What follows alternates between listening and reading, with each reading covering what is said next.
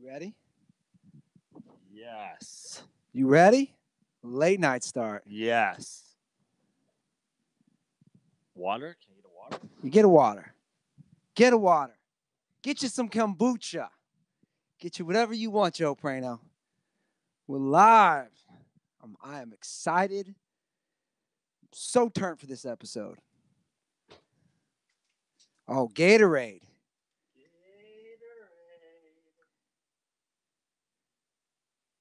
You think how much money you think you think Sandler had a deal like written in that script? For Gatorade?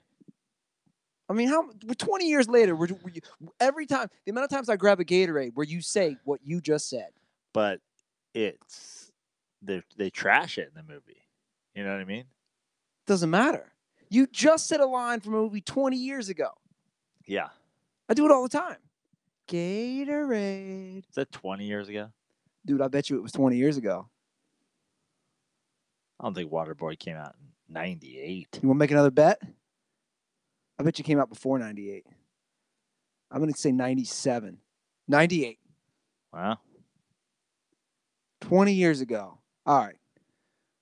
We ready to do this? Not my favorite Sandler movie. We've done this before. We've done this before. We're not going to do it again. Not my favorite, though, either. But a quality Adam Sandler movie. It's okay. Not just okay. I'm a Sandler slurper, so. Well, you know what we could have a discussion about before we get the show started, or we can just get the show started. I had a great discussion with the mayor about this yesterday. You don't see comedies in the theater. Like, Netflix changed all that. What do you mean? We were saying, like, the last big run that, and like, kind of for both of us, at least for me, of going to the theater to see comedies was, like, 2003 to 2010. I was naming movies, like, good movies from then, from, like, Old School to Hangover to Bridesmaids to, I'm sure I'm forgetting some. When's the last time you went to 21 Jump Street or whatever? When's the last time you went to a theater? I mean, I don't go to the theater for much at all. But Me either. But not to see a comedy. I'm trying to think of what the last comedy I saw in the theater was. I don't know. But I don't even go. I don't go see the fucking superhero movies. I don't go see. But my point is, any of those movies did you see in the theater? Did you ever see The Hangover? Yeah, I saw The Hangovers in the movie. That's what I'm saying. Like Knocked Up, 40-Year-Old Virgin. That era's done. Well, you're talking about when people saw movies in the theaters. Well, that's also when you saw all kinds of things. No, people still do. But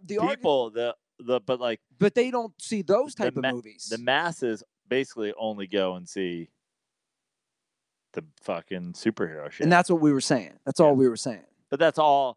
That's the whole thing anyway. It's like they're just making $200 million movies to make $500 million. Yeah. Whatever it is. But I'm sure if you looked up, I'm sure there's whatchamacallit crushed it at the theaters is Girls Trip. You know? Like people are still going. It's just not us. Somebody's still going. But I don't think those aren't like $200 million movies. Like the ones like we're naming like Hangover made hundreds of millions. That's all I'm saying. Like box office. I'm gonna look it up right now. Girls Trip. I mean, Girls Trip did well. Made 140 worldwide. 115 of that's domestic. That's the other thing that me and the mayor were saying. Obviously, those are all domestic. Like, none of those movies are going to be big overseas because overseas doesn't give a shit about American comedies. You know, my argument is The Hangover made $467 million, dude, worldwide. Crazy Rich Asians made 173. Is that a comedy? Million, I think so. But if you look at it, it's like it's all that massive shit. It's like it's not even like a good movie. You know what I mean? It's just all. Yeah. All right. Well, let's get the show going. Deadpool's a comedy. It's a superhero movie. Right. Still a comedy though. Star is Born is like the only thing in the top whatever that's just not like a massive blockbuster. I still got to see that. It's fine. I wouldn't go to the movie theater to see it. Like, my mom was like, she's like, Bradley Cooper, so good. She was texting me. Yeah. She's like, that movie's so good. It was way overhyped. I was like, it's fine. Was not like, I was not blown away. All right. Well, let's get our actual show going. Lots to talk about. I'm turned. I'm excited. I got Game Day Prime in the background. With Shannon wearing his Polo Bear sweater. I love it. Absolutely love it. All right, let's do it. Welcome to the Dirty Sports Podcast. I'm your host, Andy Ruther, coming to you live from the Smut Studio in Venice Beach, California, with my co-host, Joey No Chill Prano. Hello, Andy. Happy Sunday. I already see YouTube. Everyone's like, late night, 1 a.m. here on the East Coast. We're doing it. Drop those comments, guys. A late night start. As you look on my right, I want to show you this lovely addition to the Smut Studio. Prano put up a shelf with the bobbleheads. Looking good. Yeah. Piece by piece. We're building it. Brick by brick. That's right. Smut by smut. Okay. The Smut Studio. Thust by thust. It's happening. You want to take one more shot? No, I'm just going to keep doing my own thing. Okay. Dude, I am fucking excited for tonight's show. Okay. Let me tell you. What are you most excited about? I'm most excited because the NFL is the best fucking product alive. And all you little dipshits in my fucking Twitter feed who tried to come at me yesterday about college football, fucking, in the words of my boy on my left, kill yourself. Today, this whole week, actually, starting with Thursday's game, is prime example why the NFL is the best fucking product out there. And if you think you were like, what was it about this weekend that makes you so?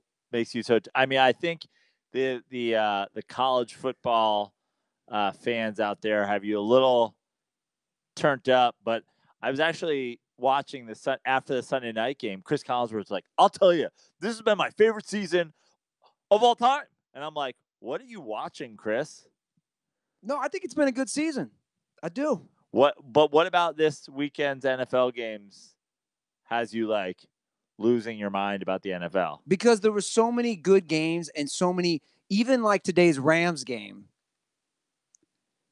that score is misleading. That was a good game all the way through as far as competitiveness. You start Thursday with a game no one saw.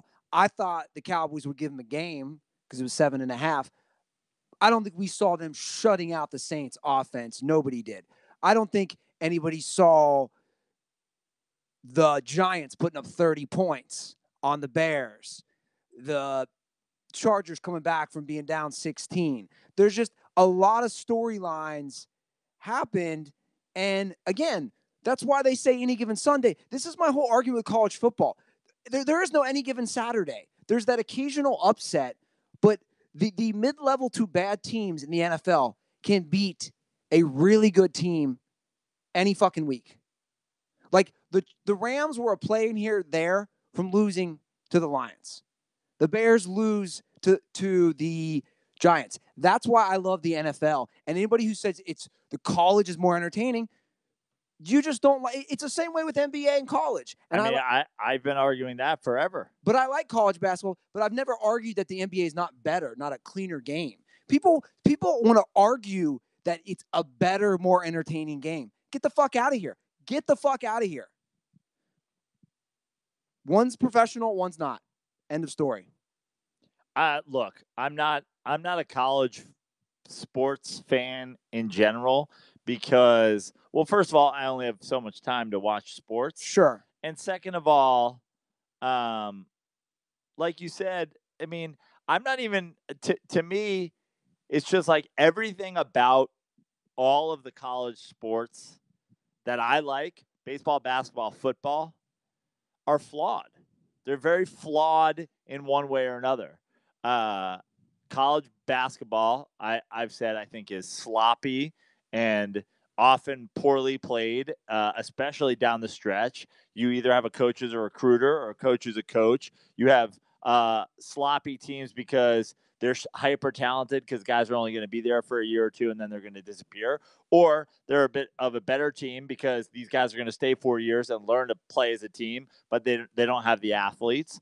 College baseball, like, kill yourself with the metal bats and catchers taking fucking pitch signs from their wristband while the coaches like walkie-talkie in their pitches. And then football, like, the thing that bothered me, the arguments that I see going on is like all the reasons that this team should be in the playoffs and this team shouldn't, and this is a Power 5 conference, this isn't. It's like, enough, like, stop with the Power 5. When's the last time, we talked about it the other day, the Big 12 has done jack shit in the playoffs? That the Big 12, the Pac-12, the ACC is Clemson at this point. The SEC is Alabama at this point. Like, what these power, like, when's the last time anybody, like, it's basically 5 teams every year or 6 teams every year, 7 max, and then 4 of them make it, and you have 4 of them in, 3 of them out, and honestly, the rest of the country is like, LSU was supposed to be good and lost 3 games. Does that happen fucking every year? Does that happen every year?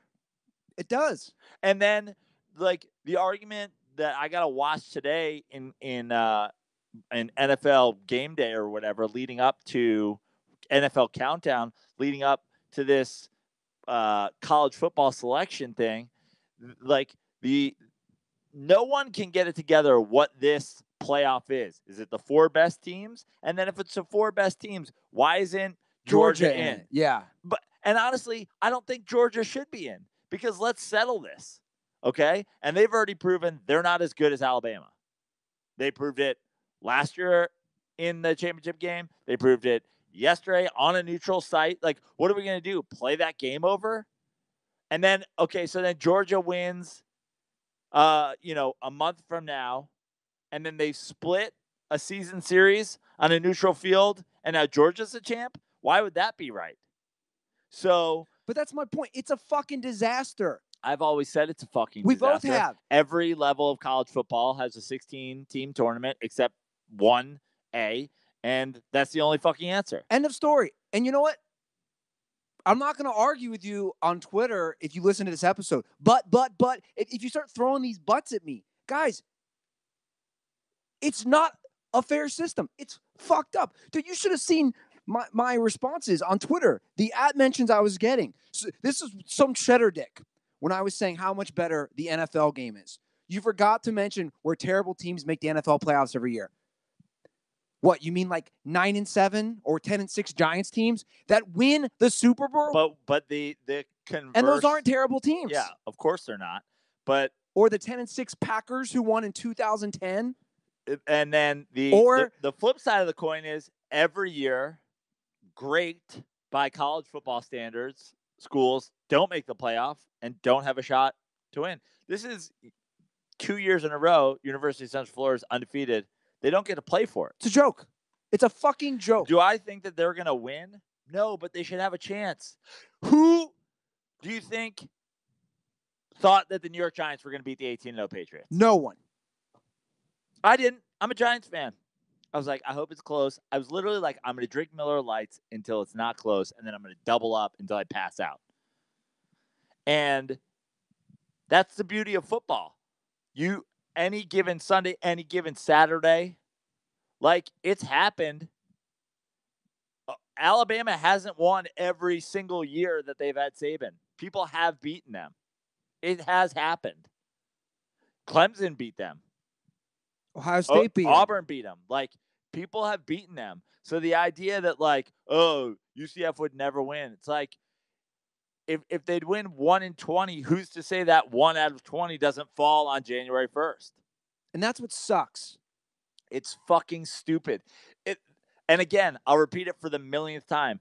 It's so stupid because every other college level goes, obviously this is the way to do it. That's why we're all going to do it this way. Not just college, but high school, pros. Yeah. It's the only level. How many times are we going to say this? It's literally the only level of all of football, from high school through the NFL, that just takes 4 teams to a playoff. It's the only fucking level. End of story. Makes zero sense. That's why, honestly, I know we have a lot of college football fans who listen to the show, and I'm sure, the most fired up ones are the ones that live in fucking Ohio because their professional team is the Browns, or the ones that live in, the South in Oklahoma, where that's like the only thing that they fucking have, or Texas. Like, I get it. There are college football fans out there because of the geography of it all. But like, in the end, when what are we gonna do? Are we really gonna talk about the which team should have gotten that fourth spot? Like, Alabama was obviously getting in, Clemson was obviously getting in, Notre Dame was obviously getting in, and then what? I mean, are we really gonna have a fucking discussion on like Georgia, Oklahoma, Ohio State, and Central Florida? Yeah. I mean, that's what's fucking hilarious. We're talking about 3 teams with Georgia, Central Florida, and Ohio State, who everybody would like to see thrown in the mix. But no, we can't. Because, we're just going to limit it to 4. And to think, dude, think about this. Think about this. We're just like 5 years removed. It was 2. Yeah. Put that in today. Take the old system, put it in 2018. Just 5 years ago.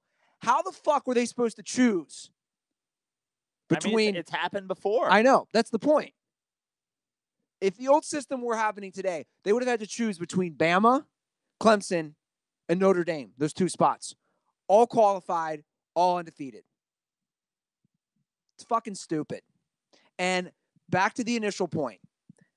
That is why the NFL is the best fucking product. There's the most parity, and it's the most entertaining. And if you think college is better, then you live in some fucking podunk town and also don't understand the height and best fucking sport. It's the highest level. Why is this so difficult? It's not difficult. It's not a question. I mean, I don't even know what the argument is. But the people that are arguing against it, there's a comment right now. You need to watch more SEC football. No, I'll watch the fucking NFL. Why would I watch more SEC football? Why am I watching? I've watched SEC football. Guess who wins every year? Alabama. Every year, Alabama wins. Guess what? LSU, every year. Everybody thinks this is the year they're going to fucking figure it out. They lose a game they're not supposed to. Auburn, every fucking 5 years. Yeah. They fucking sneak in and beat somebody. Yeah. Georgia. When was the last time Georgia won the national championship in college football? Did they ever win it under Herschel Walker? Not when I was alive. 1980? I don't know. Not when I was alive. Who else am I watching? Vanderbilt? That's like saying watch more AFC North football and watch the Browns. Kentucky? Kentucky wasn't good with Couch. Kentucky wasn't good with fucking the hefty lefty. Couch wasn't good, or Kentucky wasn't good. They've never been good. Who am I watching? It's like their best year, and they lost 3 games. Who am I watching? What SEC football game should I be watching? Tennessee? Peyton Manning? T. Martin? That's before that. We were just talking before the show about the water boy. That's before the water boy. What SEC games? I want the answer. What SEC games am I supposed to be watching? What SEC? Alabama beat everybody? Awesome. Should I watch more AFC East football? You got to watch more AFC East football, dude. Fuck yeah. I mean, Patriots win every year, but some of those Jets-Dolphins games, bro, pretty ridiculous. Pretty ridiculous to see who's going to finish second and not make a playoffs. You should watch more SEC football. What a fucking joke. It is. The whole system is a joke. And you want to hear something? I actually watched a fair amount this year, and I almost regret it. I do. Because everything you just said is true. Oh, it's Bama and Clemson again? Surprise. If you look at the NFL, it doesn't, you literally don't know who's going to win. Anyway, I think we pretty much agree. I just don't, like, the thing is, the people who are upset, it's the same way as the election. The people who get all fucking yell at each other about Trump and Clinton and Obama and Bush, and they do fuck. You're missing it. The more, if you're an Oklahoma fan or a Georgia fan or an Ohio State fan or a UCF fan, and you're arguing about why you should be in, you miss the point. Argue that you should all be in. Yes. That's the only argument. Amen. Until you're arguing that you should all be in, you're fucking wrong. That's every single Georgia fan, every single Ohio State fan that's arguing you should be in, kill yourself. You've missed the point. You've missed it. You should all be in. And honestly, it should be 16. When they go to 8, it should still be 16. It should be 16. Why didn't every other division choose 8? Now everybody's going, well, if it was 8, it was 8. Why? Why should it be 8? Why should it be 8? It should be NFL 12 or it should be 16. That's it. 8? What does that solve? You don't think we're going to have a fucking year where the ninth team is pretty fucking good from one of the not Power 5 conferences? The New like York the fucking Pac-12. When's the last time the Pac-12 did a goddamn fucking thing? That was like when Reggie Bush was signed to a 4-year contract at USC. It was the last time fucking the Pac-12. Yeah. No, I agree. I totally agree with you. And you basically summed up what I tweeted yesterday. I tweeted this morning. Don't argue about if your team should be in. Argue about the fucking system. I've been saying this since I was in college, and I did not know until I went to Lehigh that every other level of football does this. And then I went to 1AA playoff games for a month. Lehigh was on the verge of playing in the national championship game when I was there. They lost the semifinal game to UMass. And I was like, this is fucking dope. Why don't they do this? Well, guys can't play and go to school. But these guys are. These guys are doing it. Well, because we need a month off before the CarQuest Bowl to relax. The CarQuest Bowl. The Hims.com Bowl. The beef jerky. The Beef O'Brady Bowl. We need a month off. Why? You're the only ones that are actually getting treated like athletes. The 1AA, 2, 3, they're just students. They're actually going to class and playing on vacation. Yeah. They're playing football games while on vacation. Yeah. Their holiday vacation. But Clemson can't do it. They need a month off. They're going to have a pizza party, and then they're going to have a month off. And during that month, it's mostly just going to be bowling and also some indoor skydiving in their fucking playhouse. They need that month. Yeah. Dude, you should see these comments. Hey, Jonah Pennington, kill yourself. This dude, Alabama-Georgia game was more interesting than 99% of the NFL games this year. Then you don't watch NFL. You just don't watch NFL. If you think that game was more interesting than all the games today. Great. Guess what? It was a good football game. I watched it. I watched the whole thing. Yeah, me too. It was a good football game. And guess what? The team that everybody thought was going to win by a touchdown won by a touchdown. Woo! Fuck. That was a shocker. How about all those other Alabama games this year? How about all those games? The point that the NFL is so much better is this, guys. This is the point. You take a game today, like the Kansas City Chiefs against the Oakland Raiders, a team that is a massive favorite, comes down to the very end. You're not seeing that in college, plain and simple. You're just not seeing that. Here's the difference between the NFL and college football. In the Belichick-Brady era, they have won 5 Super Bowls. Correct. They've been the most dominant team by far in the NFL over that time. Correct. Imagine how many championships they would have won if every year they also got the 1st, 3rd, 5th, 9th, and 15th overall pick. Would they ever lose? No. No. You know why they don't get those? Because it's set up so that the worst teams get the best players so that there's parity. Not the best teams get them the best players and then get the best players. You think if Tom Brady had the number 1 overall pick, Belichick and Brady, all of these guys who are the top 5 picks in the NFL went to the Patriots, do you think that would be fun or interesting? No. It would be awful. They're like, you know what? Mayfield, why go somewhere else? Come here, sit on the bench, wait for Brady to move on. Beckham, come here, take over at receiver. Edelman, out. Odell, in. I mean, what a fucking joke that would be. And in case you're not following, that's what Bama does every year. That's what these blue blood programs do every year. They just replace that class with another good class. They're really not missing a beat at all. As proven by the fact that Alabama wins basically every year. You got to watch more SEC football, dude. The Vanderbilt-Kentucky game this year, mind-blowing. Dude, Tennessee Ole Miss, you got to see it, man. Crazy. We get it. We get it. You're in college. You like to drink. We get it. Saturdays are for the boys. We get it. You're a fucking douche. We get it. Your fucking home state doesn't have a professional football team. We get it.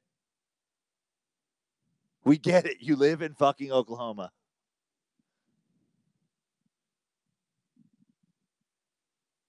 I mean, if you can't see that from this week's NFL games and all the things I just said.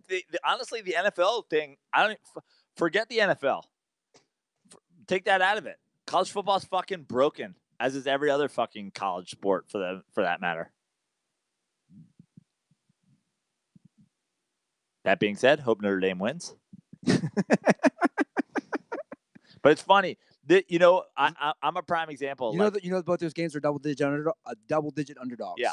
And somebody asked me last week, because obviously I've rooted for Notre Dame, but to a point, my whole life I've rooted for Notre Dame to a point. Somebody said to me, they go, would you rather the Giants win out and be 9-7 and maybe don't even make the playoffs, or Notre Dame wins the national championship? I'm like, it's not even close.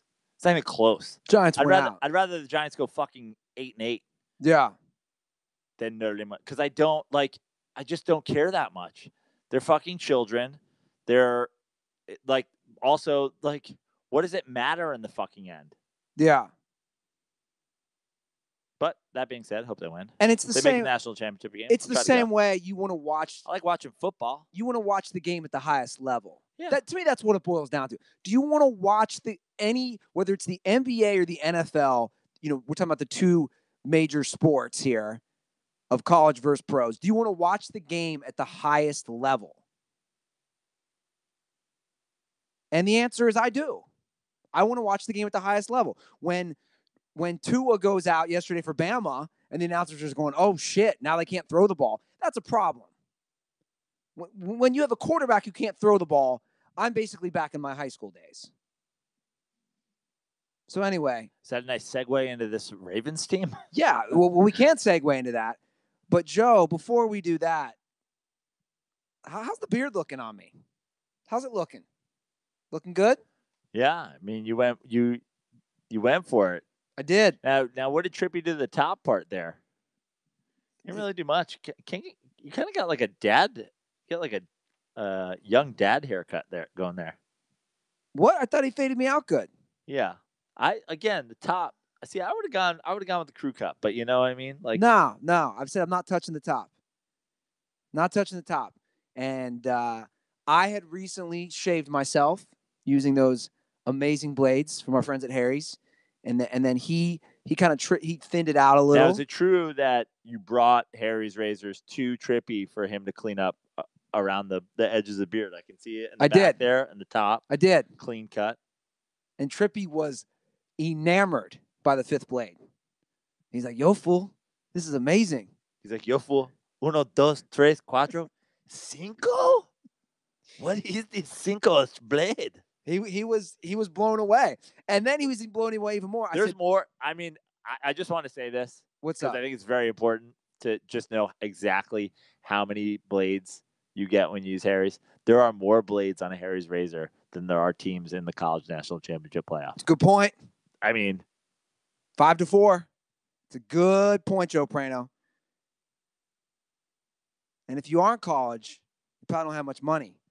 So we got a good deal for you to hook up your old man or your loved one or whoever with an amazing, perfect holiday gift. Guys, all DirtBalls can help us out and help our show because we have partnered with Harry's to give $5 off any shave set, including our limited edition holiday sets.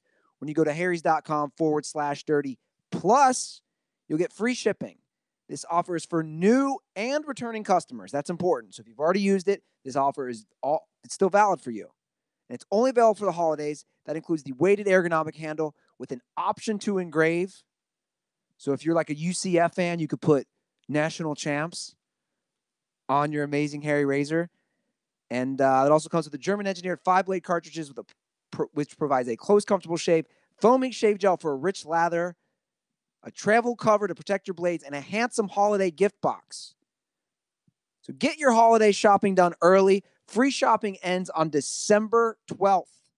December 12th, right around the corner. So act now. Go to harrys.com/dirty to get $5 off your shave set while supplies last. Once again, that's harrys.com/dirty. And yeah, guys, it's an amazing box. I have one here, and they will take care of you and take care of whoever's gift you're getting that for. Okay, let's get to some NFL. Let's talk some stuff. Let's talk some stuff. Let's talk some stuff. And yeah, we were talking college. I think that's only the perfect segue to talk about Lamar Jackson. How the fuck are the Baltimore Ravens winning games? Is it all their defense? It is. Well, I do think it is a combo, but it's like the way that they're playing. It's essentially a college style of offense where they're playing ball control with him and their defense. I don't think it has a long-term success. They're 3-0 though. No, I know.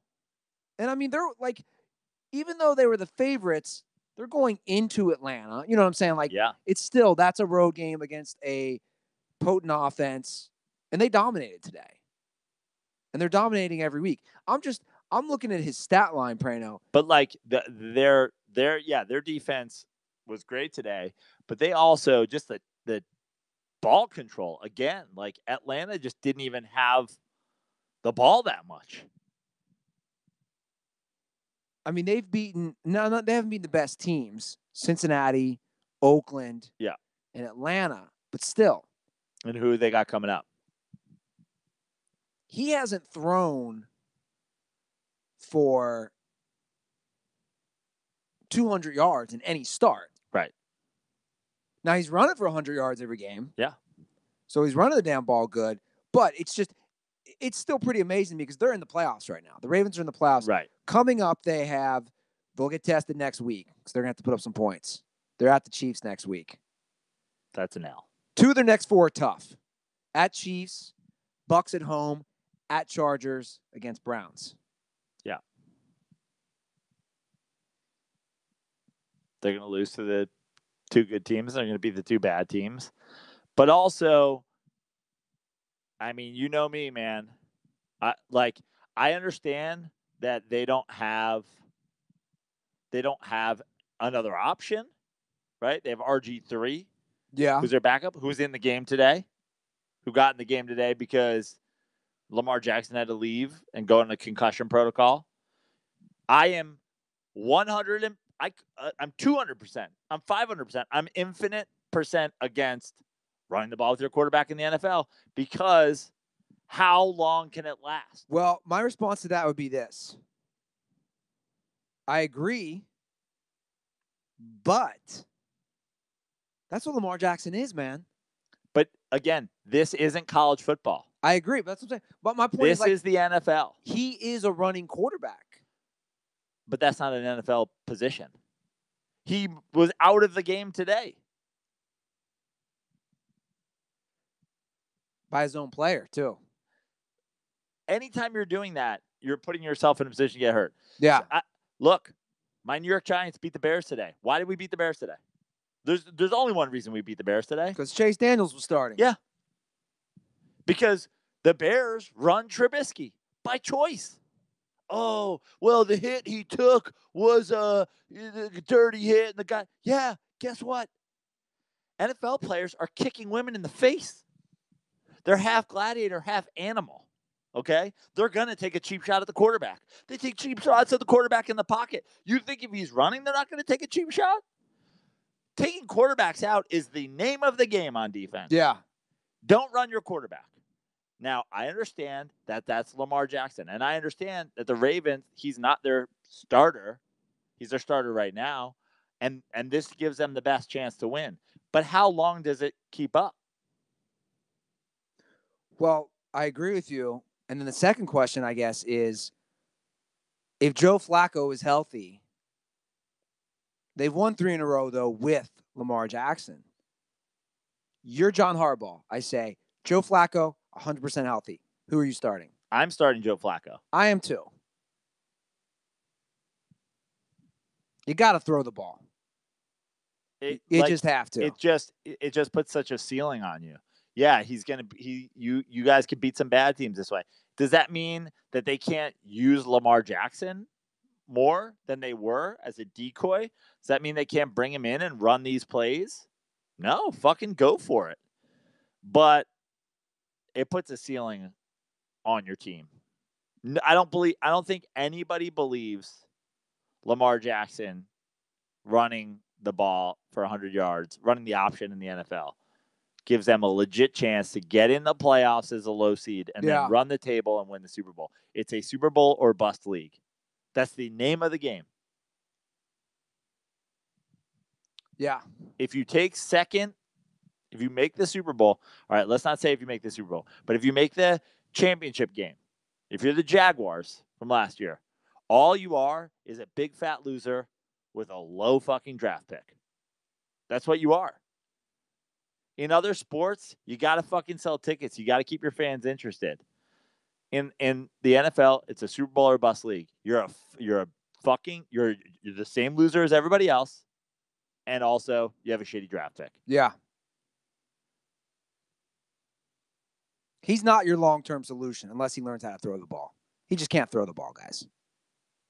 But the other thing is we don't know whether or not Harbaugh's allowing him to throw the ball. It's a good point. You know, I'm not ready to say like Lamar Jackson's incompetent at throwing the football. I'm not calling him a bust. I'm just saying that this strategy is not the recipe for long-term success. And I'm agreeing. Yeah. I'm just saying the guy's you gotta let loose a little. Like Tebow won a playoff game. Yeah. And he threw for 300 yards in that playoff game. Did he? Yeah. Again, a playoff game. And that was his ceiling. That's all I'm saying. Speaking of guys throwing the ball, Baker Mayfield. Had a little trouble doing that today, didn't you, buddy? What are you talking about, Andy? He threw for almost 400 yards. He was pretty dominant. His second half, he threw for 315 yards in the second half alone. Baker Mayfield and all the Baker Mayfield stands. Come at me, guys. Where you at? Where you at, Baker fans? So hot in our YouTube comments. So hot on Twitter. He's not insecure. I was feeling pretty safe today. Wasn't feeling that dangerous. Feeling pretty safe. That's why I only threw for 35 yards in the first half. So Baker spends his week battling with ESPN's First Take. That's what he's doing this time. That's what he's mentally doing. He's trying to battle with Damian Woody and Max Kellerman and Stephen A. Smith. And then what happens? He throws 3 interceptions in the first half, including a pick 6, and they were done. By halftime, they had lost. They were getting their ass kicked. So, I don't know, guys. Was I right? Was Joe right? Yeah, we fucking were. I mean, look, I made no statement on Baker Mayfield other than I think he's clearly insecure for battling with guys on Instagram. I said during that, do I think he can focus on football and focus on fucking being an Instagram fucking shithead? Yeah, maybe. Fine. Look, I don't think he's that good yet anyway.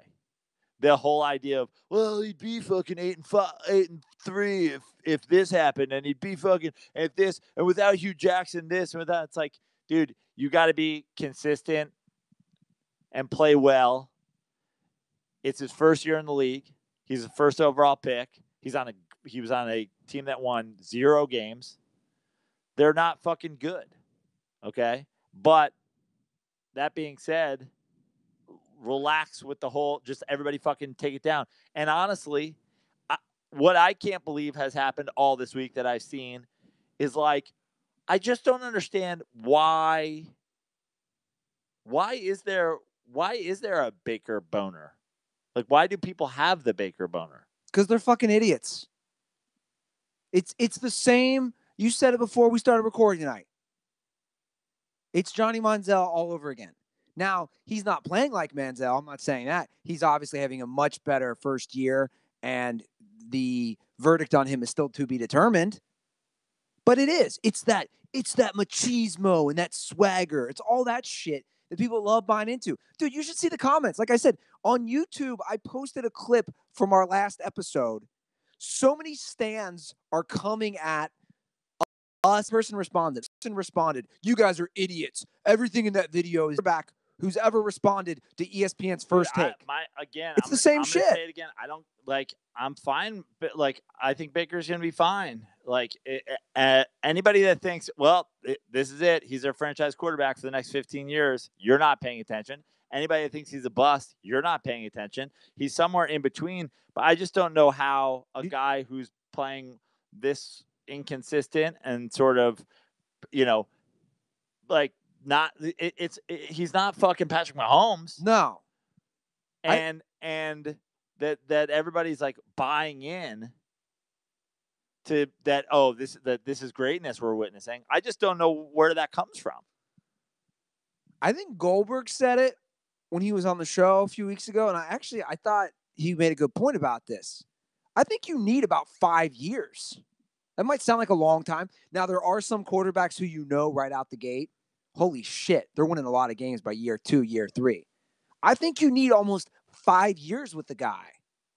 Because the learning curve, again, we're just talking about it, right, Brano? From college to the NFL. He's going to have a new offensive coordinator next year. That's what I'm saying. A new coach next year. You need a few years. So we don't know the verdict.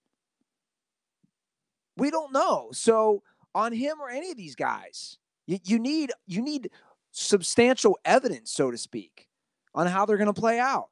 But that's the thing, is there are some guys that you don't. There are some guys that it was obvious. Rodgers, Peyton Manning, Andrew Luck. There are guys who came in the league and started being great right out of the gate, even if it wasn't in like, oh, Peyton Manning threw a bunch of picks his first year. But that it's not neither here nor there. It's like you could tell they were great. Like, that Baker's just not that yet. That's fine. Yeah. That's fine. So what? But just don't fucking get on the train just because you like that he fucking,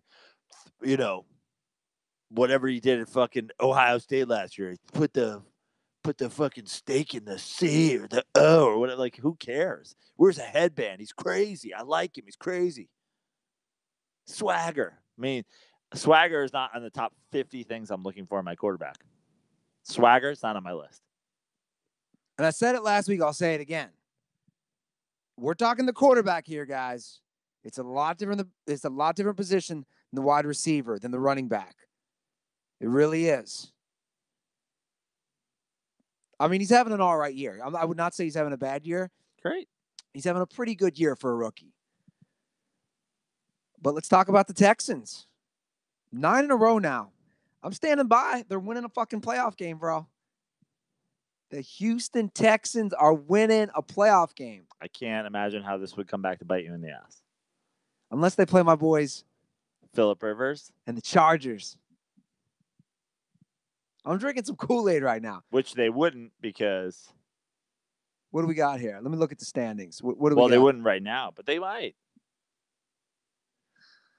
All right. Right now, NFL playoff standings, we got... I mean, if they jump somebody, right, then they would get the Ravens in the first round. because they're the 3 seed in the Yeah. AFC right now. That Steelers loss was huge. Yeah, and Steelers are what, 4? Steelers 4 and 5 are Steelers and Chargers. That'd be a rematch. And what's the so the Texans are 9 and 3, and the Steelers are what now? 7-4 and 1. Right. It's about a game and a half lead. The Patriots can't slip up either. They're 9 and 3. The Chiefs are 10 and 2. Same thing. The Chiefs have, they got some games left. What do you make of that Steelers collapse in the second half? You put that all on Tomlin? I mean, I put a lot of it on Tomlin, put a little bit of on Roethlisberger. He threw a fucking ball right at a guy. I don't know what the fuck he was like, but there's a lot of fucking shitty calls in that game, a lot of bad luck. But it was in Pittsburgh. I mean, look. So that missed call though in the first half. That fucking offsides call. I just don't even understand how that happens. So like that's the definition of you had one job. Well, Eve, did you hear Collinsworth even said that? Your only job as a line judge. But like forget even you can't have that happen. Forget even that being your only job. Like the entire everybody watching on TV and in the stadium can see it in real time. How do you not see it? Like how does no one see it? How do they not get together and talk about it and fucking go, you know what? Turns out he was offsides. Like the whole stadium knew it. I saw it live. We all saw it live. We all saw it live. By the way, that guy was going off. That guy was jumping on almost every play in early in the game. He was ahead of the snap count. But we've talked about this before. Not as bad, but still bad, like the Rams-Saints game, where a missed call like that. I mean, they scored a touchdown on that play. Yeah. I'm not saying that the Chargers can't go down and score, but that 7 points is the game. Right. That's the game right there.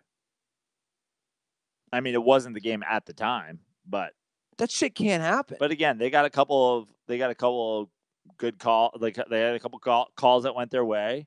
They got a couple lucky bounces. I mean, that fucking touchdown on a deflected ball that bounces up. Should I be drinking the Chargers Kool-Aid? Because I've been drinking it pretty good lately. I'm big on Phillip Rivers right now. But I mean, what does it mean to drink the Kool-Aid? It means that I think they are a very complete team. In fact, evidence again today by how the Chiefs played, giving up 30 points. 30 points to the Raiders. I think come playoff time, these defenses. But who did the Chargers lose to last week? They lost to the Broncos, who won 3 in a row. I mean, the Broncos are playing good. They just beat the Steelers too. I don't know, man.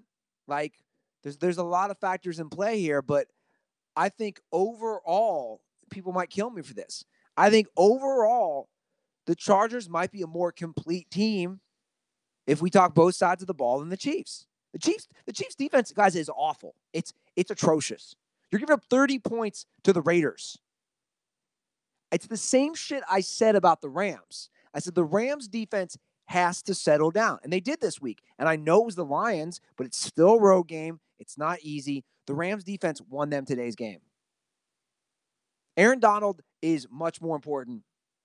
Right now in a playoff game, Chiefs and the Chargers in Arrowhead, I'm taking the Chiefs. Okay. But they have to get there still. But let me ask you this. They still have to play a playoff. They still have to play a division round, a wild card round game. If I said Chiefs-Chargers in Arrowhead, would you really be that surprised if the Chargers won? I would. I mean, look, again, it's the NFL. That's the beauty of it. So you wouldn't be? No, but I'm also still on that Chiefs team. Okay. Despite Kareem Hunt being out. Can we talk about that for a minute? Sure. Kareem Hunt, done. For now. Yeah. Now, Terry Bradshaw, as we played the clip earlier before we got the show going, said he should never play it down again. But I don't understand. Why isn't Terry Bradshaw boycotting the fucking NFL on Fox until Joe Mixon's out of the league? I agree. Until Ben Roethlisberger's out of the league. I agree. Because he's a former Steelers quarterback.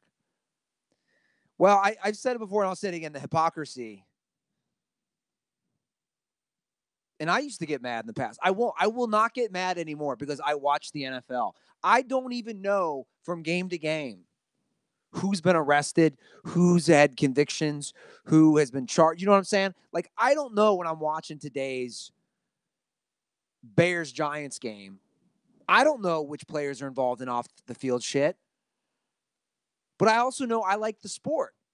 But, like, but I think because you've been on this hypocrisy thing for a while. I think the thing is, though, just saying, like, we're all hypocrites if we watch, so then what, like, either don't watch or just accept that you fucking don't care. It's like, if people are outspoken about caring and the league has heard that, and now when they see evidence of somebody doing something, they're immediately released from their team, then it's kind of working, right? Well, I also have big theories on this whole video bullshit.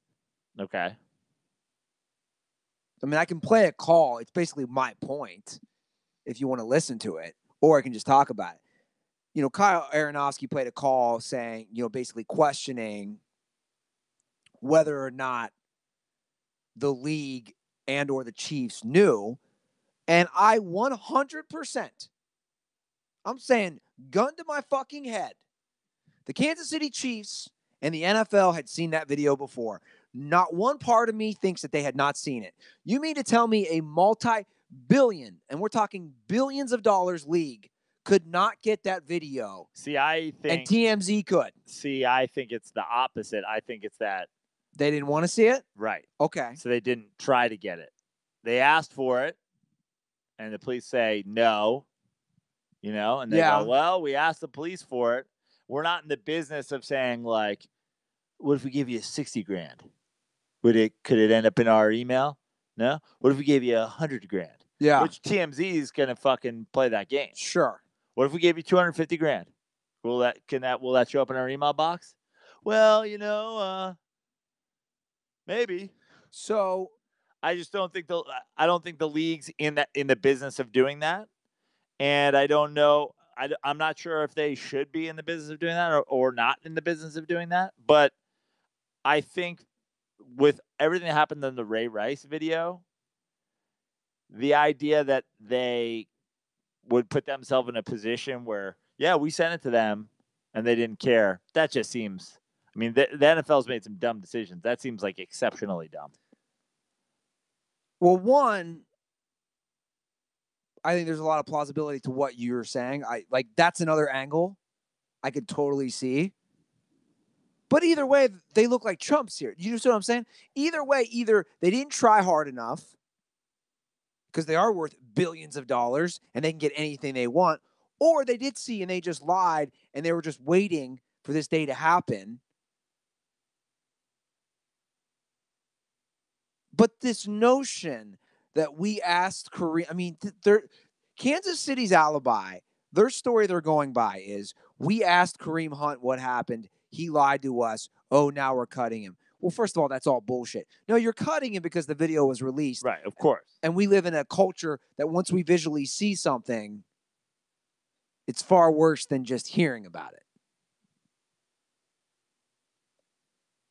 So my take kind of on all this is, I think everyone's full of shit. But again, I'm not going to be one who's like, oh, this league and this and that, because I know I like the sport. I mean, I'm sitting here with the heart on how much I love the NFL. Yeah. Look, I think the NFL... But I'm also... But, Prano, did you see my point? My point also is... I've been pretty open about the fact that I think, you know, the owners in the league are fucking shitheads for the most part. Yes, agreed. Goodell is just a mouthpiece for shitheads. Sure. But again, I think it's... To repeat my point from before, it's like, they're also, like, it's not really reasonable to say we've got like a fucking, like, my brother John is suddenly working in the NFL offices and his you know, job is to get on planes and show up at fucking random local police stations and like, you know, make cash bribes to get fucking like to get videos that they need to see to decide. It's like, But do you really think they would need to be that big of a cash bribe? I really don't think it would have to be. but like, I'm saying a guy shows up to the police department. He says, "Hey, man, I work for the NFL." We all know the respect that the NFL gets, not just from that it's a sport, but that it's a mega business. There's so much different shit that's involved. Like, this was part of a crime. This is evidence. This is like whatever. Can you make a copy? I mean, now do we make a copy for everybody? My point is that it shouldn't fucking matter about seeing it on tape. That's the point. We agree there for so, sure. Like the idea of like how hard do they work or not work to fucking try to see the tape is like. But again, I'm just looking for some level of staying on one lane, because here's what we have with the Chiefs. Let's start with let's start with a really important one lane. Don't be the shithead on the internet that's making an argument for Kareem Hunt. Thank you. He didn't really kick her. He pushed somebody else, and that guy fell into her. It's like the dude was in a fucking straight up physical altercation with a chick. What the fuck are you doing? And he went back a second time. Yeah. In the video to be physical. So I agree with you, and I'm really glad you made that point. Or don't be the cheddar dick who goes, well, they cut him because he lied, and Tyreek Hill didn't lie. Don't be a fanboy. Not only that, don't be a fanboy who's defending domestic abuse. You look like a fucking idiot. But I do bring up Tyreek Hill, because this is where I stand. You can't get rid of Kareem Hunt and keep Tyreek Hill, who was, do you know what he was convicted of? Yeah. Choking. Like, he pleaded guilty to choking his girlfriend, who I believe was pregnant. But guess what? There's no video. No, that's not even it. Kareem Hunt will play in the NFL again. I know he will. But my point is, with the Kansas City Chiefs, this is where I don't understand. What don't you understand about the fucking dog and pony show that is, everybody should have a second chance? He paid his dues and he fucking has a second chance. They're through a show, and then they'll fucking somebody else, and then they're like, well, we can't bring him back, but he can go back somewhere else. But we can take this other dude who abused some fucking chick, but he played for the Panthers, but he didn't play for us. So we'll take him, and you take our guy, because now we're from fucking. It's like, it's stupid. But that's the way it goes. Everybody deserves a second chance. Mike Vick came back. I'm not saying people don't deserve a second chance, for the record, but you're saying what I'm basically saying is, from a logical standpoint, it doesn't make any sense.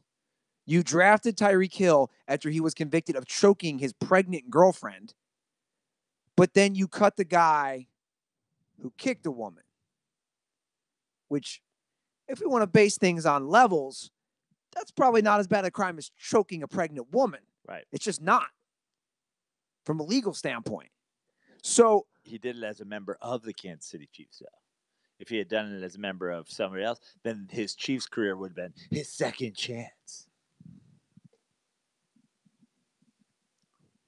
I don't like, Joe, what I don't like is the virtue signaling that I see. White quarterbacks, though, they don't, like, they get to skip the whole chance thing. They just get to stay. You talking about Big Ben? Yeah.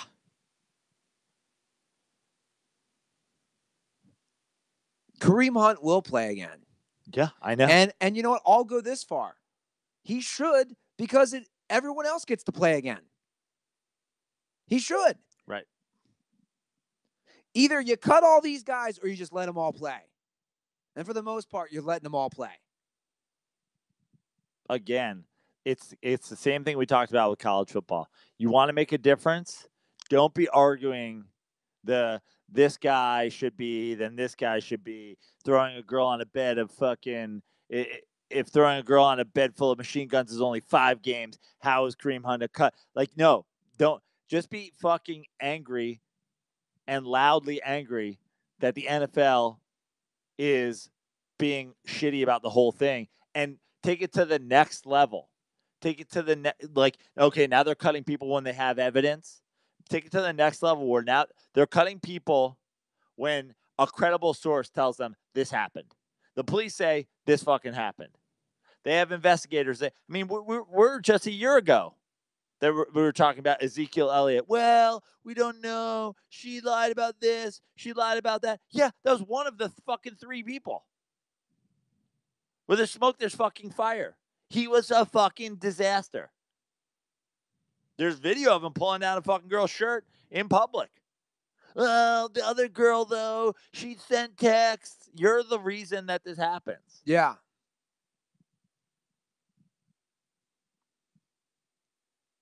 But I hate, you understand what I hate, right? I hate the person who's like, or the female, I'll just be honest. The female ESPN NFL reporter who acts all mad. You make your living covering this sport. That's all I'm saying. I'll give credit to someone like Michelle Beadle. She said, I'm done with the NFL. Do you remember that? No. How long ago? A few months ago. She's like, I'm done. I'm not going to cover it. I'm not doing it. I'm done with the NFL. I'll give her credit. She fucking she drew a line in the sand and was like, I'm done. They don't give a fuck about women. So someone like her, I give credit to. She's saying she's done.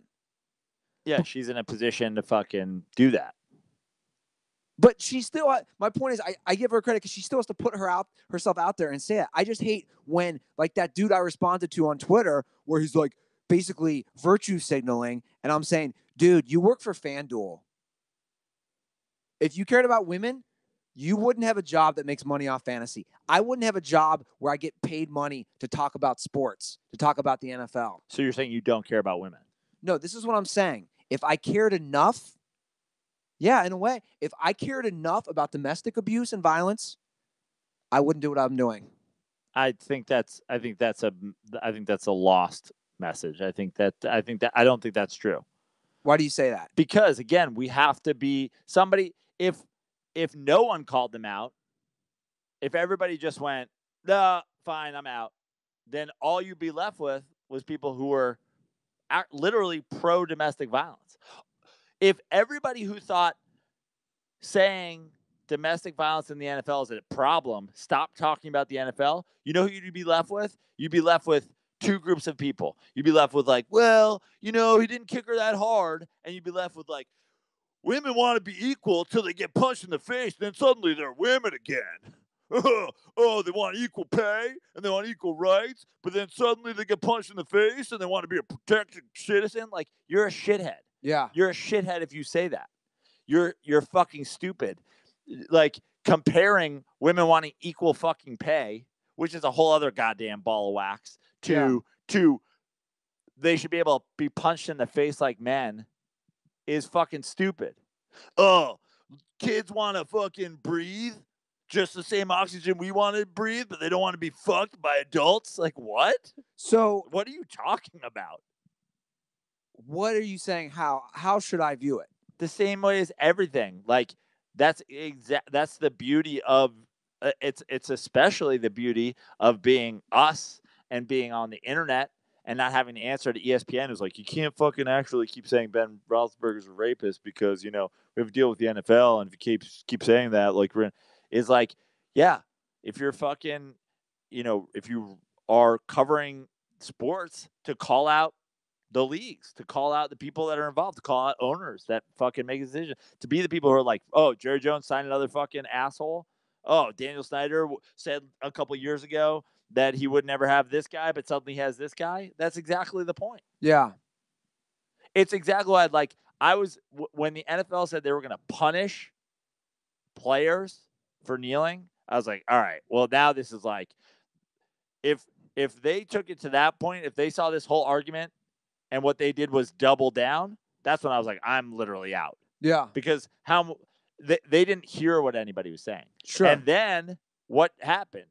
The backlash from that, they didn't even make it to kickoff of opening weekend, they're like, we were fucking retarded. That was definitely not the right call. We're sorry we said that. We're actually not doing that after all. But they changed the whole narrative, not just the NFL.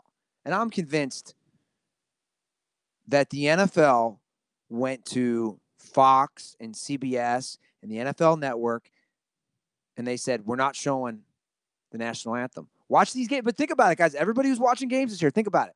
Are they really showing the national anthem? Or when they do show the national anthem, are the camera angles going to guys who are kneeling? They're not really showing that stuff this year. I think the NFL always takes them a minute longer. We've discussed this, how the NBA is always one step ahead of the curve, and the NFL is always one step in back of the curve.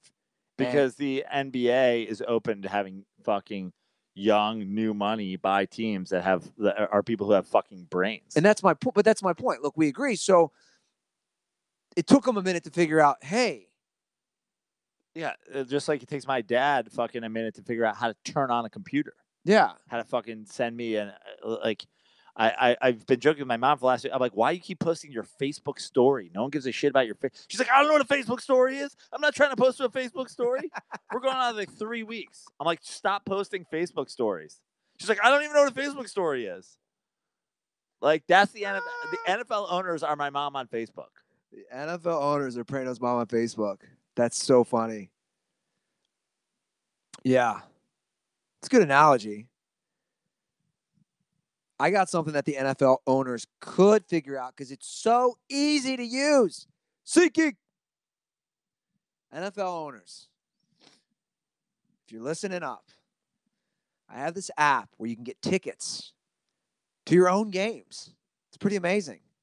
You can see exactly where you're sitting.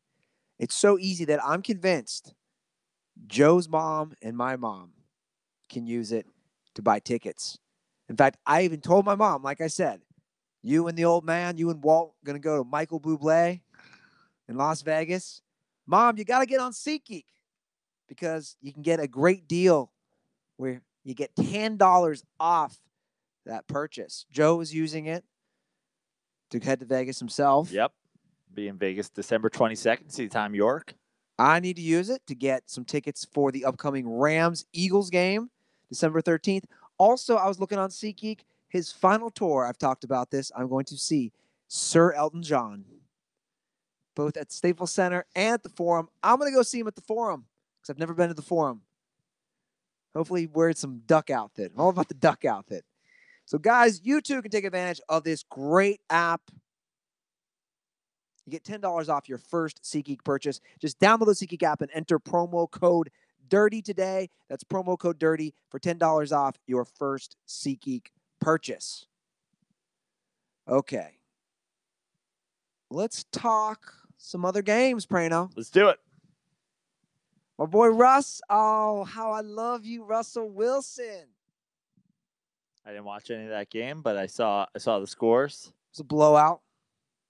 I was monitoring that game because I had my fantasy kicker in it, so I was just monitoring the scoreboard. Who was that? Who's the Niners kicker? Gould, right? I think he's their kicker. See, this is a very Russell Wilson-esque game. 17 attempts. That's it. 11-17, 185 yards, 4 touchdowns. What more do you need when they rush 168 yards?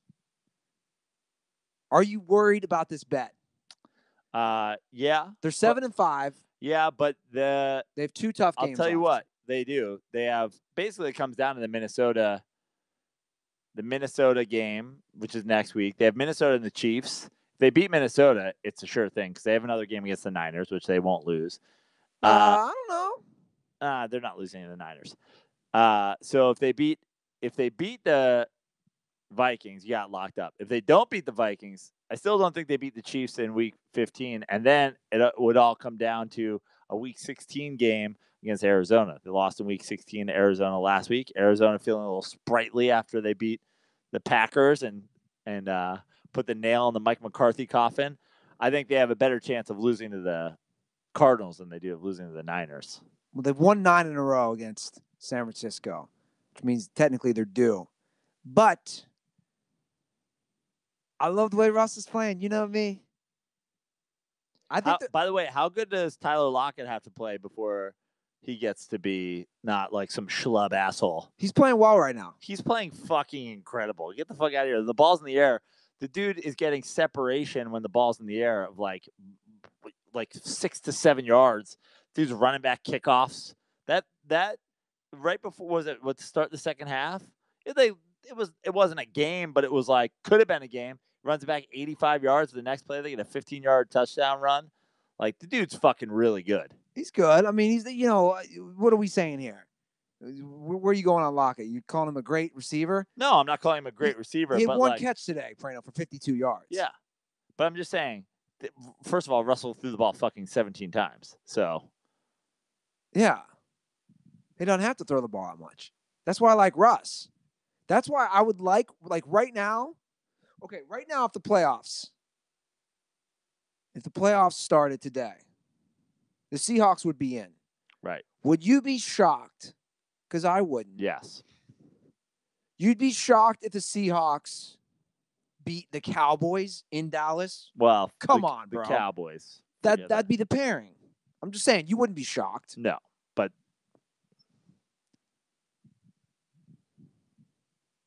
Cowboys, though, we got to give them some love. We kind of glossed over that. Dude, they held the Saints in check. Cowboys are winning that division, man. I know. Just going to keep saying it over and over. I'm going to keep saying it every week, and they keep winning. I thought they'd win 3 fucking games this year. They have a very good defense. Now, do I think they go far in the playoffs? No. But who knows? A team gets really hot defensively. You have a great running back. You now have Amari Cooper, so now you can stretch the field a little. Amari Cooper's not even stretching the field, by the way. He's getting fucking yak on like 10-yard outs. True. But he's a dimension they didn't have. Absolutely. Cole Beasley is not a number one receiver. Right. It's a dimension they didn't have for a long time because Dez Bryant was a fucking clown. Yeah. You still, right now, are not on Team Ruther saying the boys are winning this division. I certainly don't think it's a sure thing that the Cowboys win the division. I mean, they're 7-5 right now, right?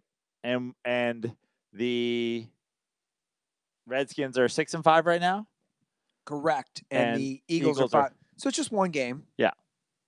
I think the Eagles win tomorrow, tonight, whenever you listen to this. Yeah. First of all, if they don't win, then they don't even lead the division, right? Who's that? If the Redskins win, they're right there. It's a tied division. Yeah. And if they do win, you're one game up. Look, the Eagles have a lot of injuries. I don't think they're the team they are last year. I don't think they're as good as they were even on the fucking Super Bowl run. But the thing is, it's the NFC East. Somebody's winning that division in a sloppy fashion. Yeah. I'm not about to anoint anybody. Well, Cowboys look great for their chances of winning the division look great. But I put the Cowboys and your Seahawks in that class of teams where I'm like, if you make the playoffs, great, but there's 5 good teams in the NFL. But, well, first of all, 5? No. These are the good teams in the NFL. Let's just break it down. We'll start in the AFC. The Chiefs, the Patriots. In fact, I'm gonna go after this game. The Patriots are the team to beat in the AFC. I'm saying it. This is like your new thing. It's just like make random fucking claims. It's not my random thing. Dude, I'm not sold on the Chiefs. People think I'm crazy. But you are sold on the Chargers. So suddenly the Chargers. I like the Chargers. The Chargers are going into Arrowhead and winning a game, but not going into Foxborough and winning a game? Well, I like both those teams. Right now, dude, if you said, Ruther, here's $1,000, you're gonna put some money down through week 13 to make the Super Bowl from the AFC. I'd put my money down first on I don't know who I'd choose. The Patriots and the Chargers, then the Chiefs.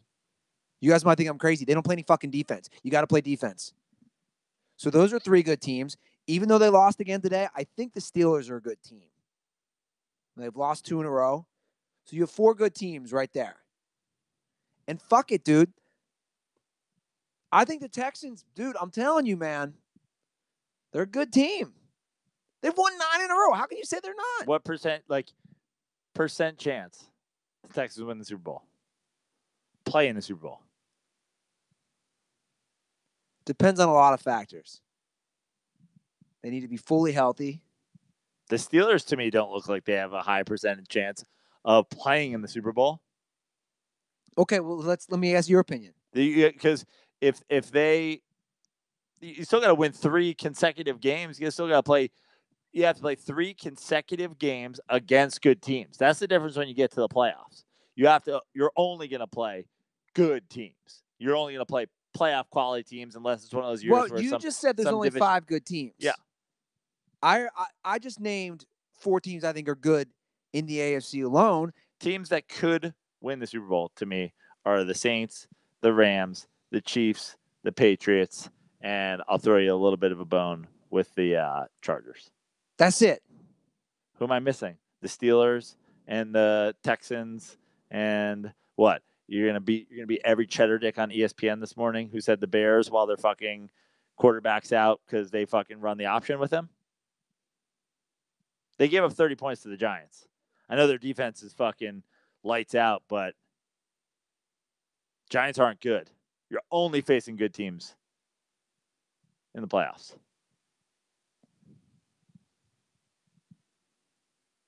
No, I'm not giving the Bears. But hold on a second. Or the Cowboys. You did something. Or the Seahawks. You did something different. Or the Ravens. You asked me good teams. You asked me good teams. And I said good teams. You said who I think could win the Super Bowl. We got a distinction there. There's a difference. But sometimes, to me, teams that can win Super Bowl are great teams. Again, sometimes 6 seeds get in and they can win the Super Bowl. Sometimes that's the way it is. Sometimes the NFL playoffs come down to 10-6, 11-5 teams aren't making the playoffs. Yeah. That ain't this year. Okay. Because a lot of teams are winning a lot of games. The fucking Chiefs, Rams, and Saints have a total of what? 5 losses? Yeah. So when teams are winning a lot of games, other teams are losing games. But it's funny you bring up the Chiefs. Like I can remember a lot of years where they were 12-4, 13-3, kind of similar to this team. And they get fucking just bounced. Dude, all I'm saying is this about the Chiefs. I know. I'm not saying, by the way, I don't think the Chiefs win the Super Bowl. I wouldn't be shocked. I think Kareem Hunt hurts them. I think Andy Reid is still fucking clueless when it comes to actual game management and is basically the most prolific, offensive. Like he's a head coach that's really just an offensive coach. They don't have a head coach. Yeah. I'm just saying this about the Chiefs, Prano. And you bringing up that point right now with Andy Reid. I would not be shocked. They lost last year at home. And I know it's a different team. It's not fucking check down Alex Smith. I wouldn't be shocked if they were one and done. They get a bye, boom, they lose right away. I'm just saying I would not be shocked if the Chiefs lost to the Steelers or lost to the Chargers or to the Patriots. Right. And I'd be just as not shocked if they beat the Patriots. They played them pretty fucking tough this year. You're right, they did. I'm worried about the Rams. Jared Goff, man, he looked bad today. Not only was he missing throws, bad interceptions, turnovers. I don't trust him yet in the playoffs. Yeah, you shouldn't. I don't trust Jared Goff. Aaron Donald won today's game. He just did. 2 important sacks, a strip fumble sack. And I tweeted this. Aaron Donald is more important for the Rams than Jared Goff. I don't agree, but doesn't mean he's not. It doesn't mean he's not infinitely better at playing his position than Jared Goff. That's kind of what I'm saying, though. Well, yeah, but Aaron Donald gets hurt tomorrow. They're fucked. Jared Goff gets hurt tomorrow. They're fucked. They're extra fucked. I mean, he's a quarterback. I know. They're backup Sean Mannion. Yeah. Aaron Donald has 16 and a half sacks as a defensive tackle. He had a play today where he was blocked. Oh, I saw it. No, I'm not even talking about the double where he was double fucking teamed and he still. Did you see the play where they couldn't stop talking about it? He was blocked, and the guys calling the game were Spielman and Tom Brenneman. He was blocked. He's so powerful. He threw the guy into LeGarrette Blount and knocked. Did you know what I'm talking about? Yeah. And He's a fucking freak. We all know LeGarrette Blount's like 260 pounds. Yeah. He's like, I've never seen that. He blocked his guy who was trying to block him. Aaron Donald right now is the defensive player of the year, in my opinion. I know Mac is good. No, Mac is great. Yeah. But Mac had he played lights out as well. Like, he's the only reason that they made it into overtime. A lot of people were like, oh, Eli, like, there's that sack at the end of regulation where it was like 3rd and 8, and all the Giants had to do was take a knee and kick a field goal, but they were trying to get a first down. People were like, oh, you can't take a sack there. It's like, how do you not, like, the idea of not taking a sack there when Khalil Mack comes off the edge, blows by a guy, and is in the backfield in 1/2 of 1 second. It's like, there's not even enough time to process the idea of don't take a sack here. You're just like, he literally got to the quarterback at the only speed possible to get a sack there, where a guy like Eli Manning just doesn't throw it at somebody's feet and just go, fuck. Yeah, he's a freak. Yeah. But look, I mean, I said that when we were at the game, that, like, it's crazy to even think that there's an argument against either of those guys. Yeah. On any given year, you'd be like, well, he just won it. He's the defensive player of the year. Well, how many games did Mac miss? 2. If Donald plays all 16, I think that helps him in the end. Sure. Just that he played all the games. You know what's crazy? The Rams were trying to get Khalil Mack. Yeah, that is stupid. Like, they were trying to get him to add to that defense. Would that have just made them unfair? What they should do is try to get Aaron Rodgers. Fuck yeah, they should. Although I don't think the Packers are trying to get rid of Aaron Rodgers, since they clearly just got rid of Mike McCarthy, so Aaron Rodgers doesn't leave. Let's talk about it. The boob has been cut. I think I've said, unless this is somebody's first episode listening to Dirty Sports, I think they know my take on Mike McCarthy as most recent as last episode and the episode before and the episode before that and every episode during an NFL football season that we've ever done the show. I don't think I need to rehash how fucking bad I think Mike McCarthy is. All I really want to talk about is how fucking stupid anybody that said this was a bad move is. Mike McCarthy is apparently a great fucking guy. Well, apparently he's a great guy, because the amount of people that shilled for him in the hour after he was fired. Well, I didn't see that. The fucking dude. But I also wasn't checking. I'm pretty sure Troy Aikman and Joe Buck, during whatever game I was watching, was that the fucking Patriots-Vikings game? Correct. Pretty sure they were 69ing each other at the thought of fucking hanging out with Mike McCarthy sometime soon. Well, here's what I've noticed. Bradshaw, Dungy. We saw Dion. Yeah. And LaDainian Tomlinson do the same thing.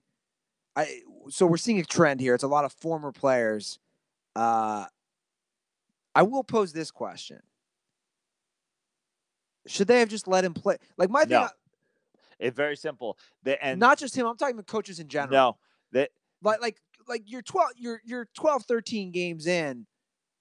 Do you just let the guy finish out the season? Why? They can now. I'm asking the question. Now their coaching search begins. Every year when there's a coaching vacancy, isn't the coordinators from the teams that are in the AFC Championship game and the NFC Championship game and making the Super Bowl, those are all the guys who want. They're already on the phone. Yeah. He's already on the phone with fucking those guys' agents. Josh McDaniel. Whoever the fuck. They're already calling him. They already want to know. You know what I think they need? This is what I'm going to do if I'm running the Packers organization. Get a D. I don't even know what he was. Was he an offensive guy, a defensive guy? I don't fucking know. He was a boob. He was a giant female breast with a hat who only won a championship because of Aaron Rodgers. And look, I know everybody wants to say that Aaron Rodgers is taking a lot of heat lately. I don't know if you noticed that. Yeah. Look, Aaron Rodgers is certainly not playing his best football, but Aaron Rodgers is playing fine fucking football. Aaron Rodgers is being judged right now against Aaron Rodgers. He's not being judged against the other quarterbacks in the NFL. I guess my question is, or my recommendation is this. If I'm the Packers, you get a defensive-minded coach. Give the guy a defense. Like, when is the last time you said, wow, the Packers have defense, especially in that division where recently the Vikings. Yeah, I mean, their GM has fucking done a terrible job. And the Bears have defenses in that division. So my point is this. You get a defensive-minded head coach. Aaron Rodgers clearly knows what the fuck he's doing on offense. Just let Aaron handle the offense. Yeah, ask Aaron Rodgers who he wants to run their offense. Exactly. Get some guy who can bring in some defense. Because the Vikings and the Bears defenses, they're not going anywhere anytime soon. Right. They're going to be competitive for the next few years. And it seems like they have two very good and competent coaches. That's what I got. That's what I'm doing. But I agree with you. But also these people defending. But also Aaron Rodgers, like, to me, look, am I an Aaron Rodgers slurper? Yeah. Why? For what reason? Do I give a single fuck about the Green Bay Packers? No, I do not. In fact, I don't even fucking like Wisconsin. Okay? I don't. The only thing I like. Breno hates the Midwest. The only thing I like in Wisconsin is Miller Lite. You don't like cheese, bro? Yeah, cheese, great. Fucking, but like, I mean, there's Vermont sharp cheddar too. You know, it's just as good. I don't need it deep fried. I've no cares whatsoever about the Packers, the state of Wisconsin, anything that happens. I'm an Aaron Rodgers slurper because I watch Aaron Rodgers. I really like watching him fucking play, and he's really, really fucking good. Yeah, it's fun to watch. If I'm them, the conversation starts there. Aaron, this has obviously gone sour because, one, Mike McCarthy was a boob, and two, you knew he was a boob and started fucking acting out, and basically, like, it was very clear that there was a problem between you and the boob. We have decided to make a decision. The decision was you. We got rid of the boob. You're one of the great quarterbacks of all time. We've probably got you for maybe 5 more years. Yeah. You know? What do we do? What do you want to do for 5 more years? You got 5 years. Who do you want? Who do you want? What do you want? What do you want to do? You want Harbaugh? You want McDaniel? You want who do you want? Where do we go from here? That's where I'd start. Yeah. I'd even say, hey, man, we were thinking about getting a defensive coach. Seems like you got the offense. You want to pick an offensive coordinator? What do you want? How do you want to do this? Sure. Well, they just gave him that big deal. So I would assume he would get the LeBron James treatment. Yeah, and everybody wants to point to the Brady. Brady always takes less money so that Belichick can fucking fill out the roster. And there's all these ways that his contract is like. But look, not everybody is Belichick and Brady. And to compare them to that situation is everybody wanted Breeze to take fucking less money, you know, renegotiate his contract too. He didn't fucking do it. They put together a team. They're fine. I know the, method is all these quarterbacks on rookie deals and you can spread the money around, but like we've seen. By the way, I don't like that less money shit. I get the renegotiate your deal to make it work thing, but the other thing is like. But here's my thing though. I think it's a lot of balls on that fucking common person to be like, you should take less money. Fuck you. And can we all agree that Tom Brady is not some sort of charity fucking That's all I'm saying. guy? That Tom Brady, I think the fact that Tom Brady knows that, everybody that calls out Tom Brady, we're like, is it Belichick or is it Brady? Like, I think both of those guys have that fucking conversation all the time too. I mean, I think Belichick's like, motherfucker, I'm gonna fucking find somebody who's gonna play it cheaper. Yeah, I just think when somebody says, "Oh, you should take less money," he's selfish. I love that. I love when people are like, "These selfish millionaires." No, they make money which they deserve. And he might end up eating oatmeal from age 50 until he dies at 64. So yeah, so the balls on people to say, "Oh, these fucking selfish multimillionaire NFL players. They've earned it." You know who's selfish? That billionaire fucking owner who doesn't want to put a penny of his own earnings or wealth into a new stadium and has the local taxpayers pay for it. That's the definition of selfish. Look at that in the hunt, by the way. 7, 8, 9, 10 in the AFC is all 6-6. But that happens every year, Joe, for the most part. All 4 teams on the cusp, all the same exact record, all 500. Yeah. Bro, I'm feeling Carissa Thompson these days, man. She's hot, bro. Yeah, she also has a train run on her by the fucking 3 Amigos here after every show. This is the squad, bro. What does it take to get me on Game Day Prime? Well, you're a lot of time in the tanning booth. This is the show, bro. I'm telling you. Tell me a better NFL show on TV. Game Day Prime. You know how often in my own apartment, just out loud, I say, "If you ball, you get the call." I just say it to myself. I'll look in the mirror and I'll be like, "If you ball, you get the call." Dion, can we do a call even though I don't play? Can we just do a Skype session? You don't ball, so no, you cannot get the call. Dion, can we just do it? Like, I'll be live in the Smut studio. We'll get like a picture of you in the background. We'll have it next to OJ. I'll be like, "Yo, Dion will be like, tell me about 474 episodes. How are you guys doing this?"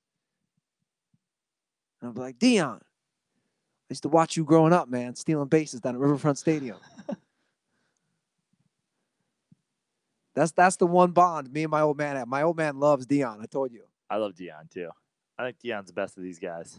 He's good. I like Shannon a lot too, but Shannon can go off the rails a little bit. So can you and I. No, I mean some of Shannon's hot takes. You're like, where are you, Shannon? Like, what you're lost. What I like about this show is it's real, and I almost feel bad for Shannon because Shannon does this show on Sunday nights with 2 fellow Hall of Famers. Yeah, and then has to go back to fucking and then Monday through Friday morning, he's on a show with a character. Skip Bayless is a character. Yeah. He doesn't believe in any of that shit. He's a character. He's fucking. But you know what? I think Shannon.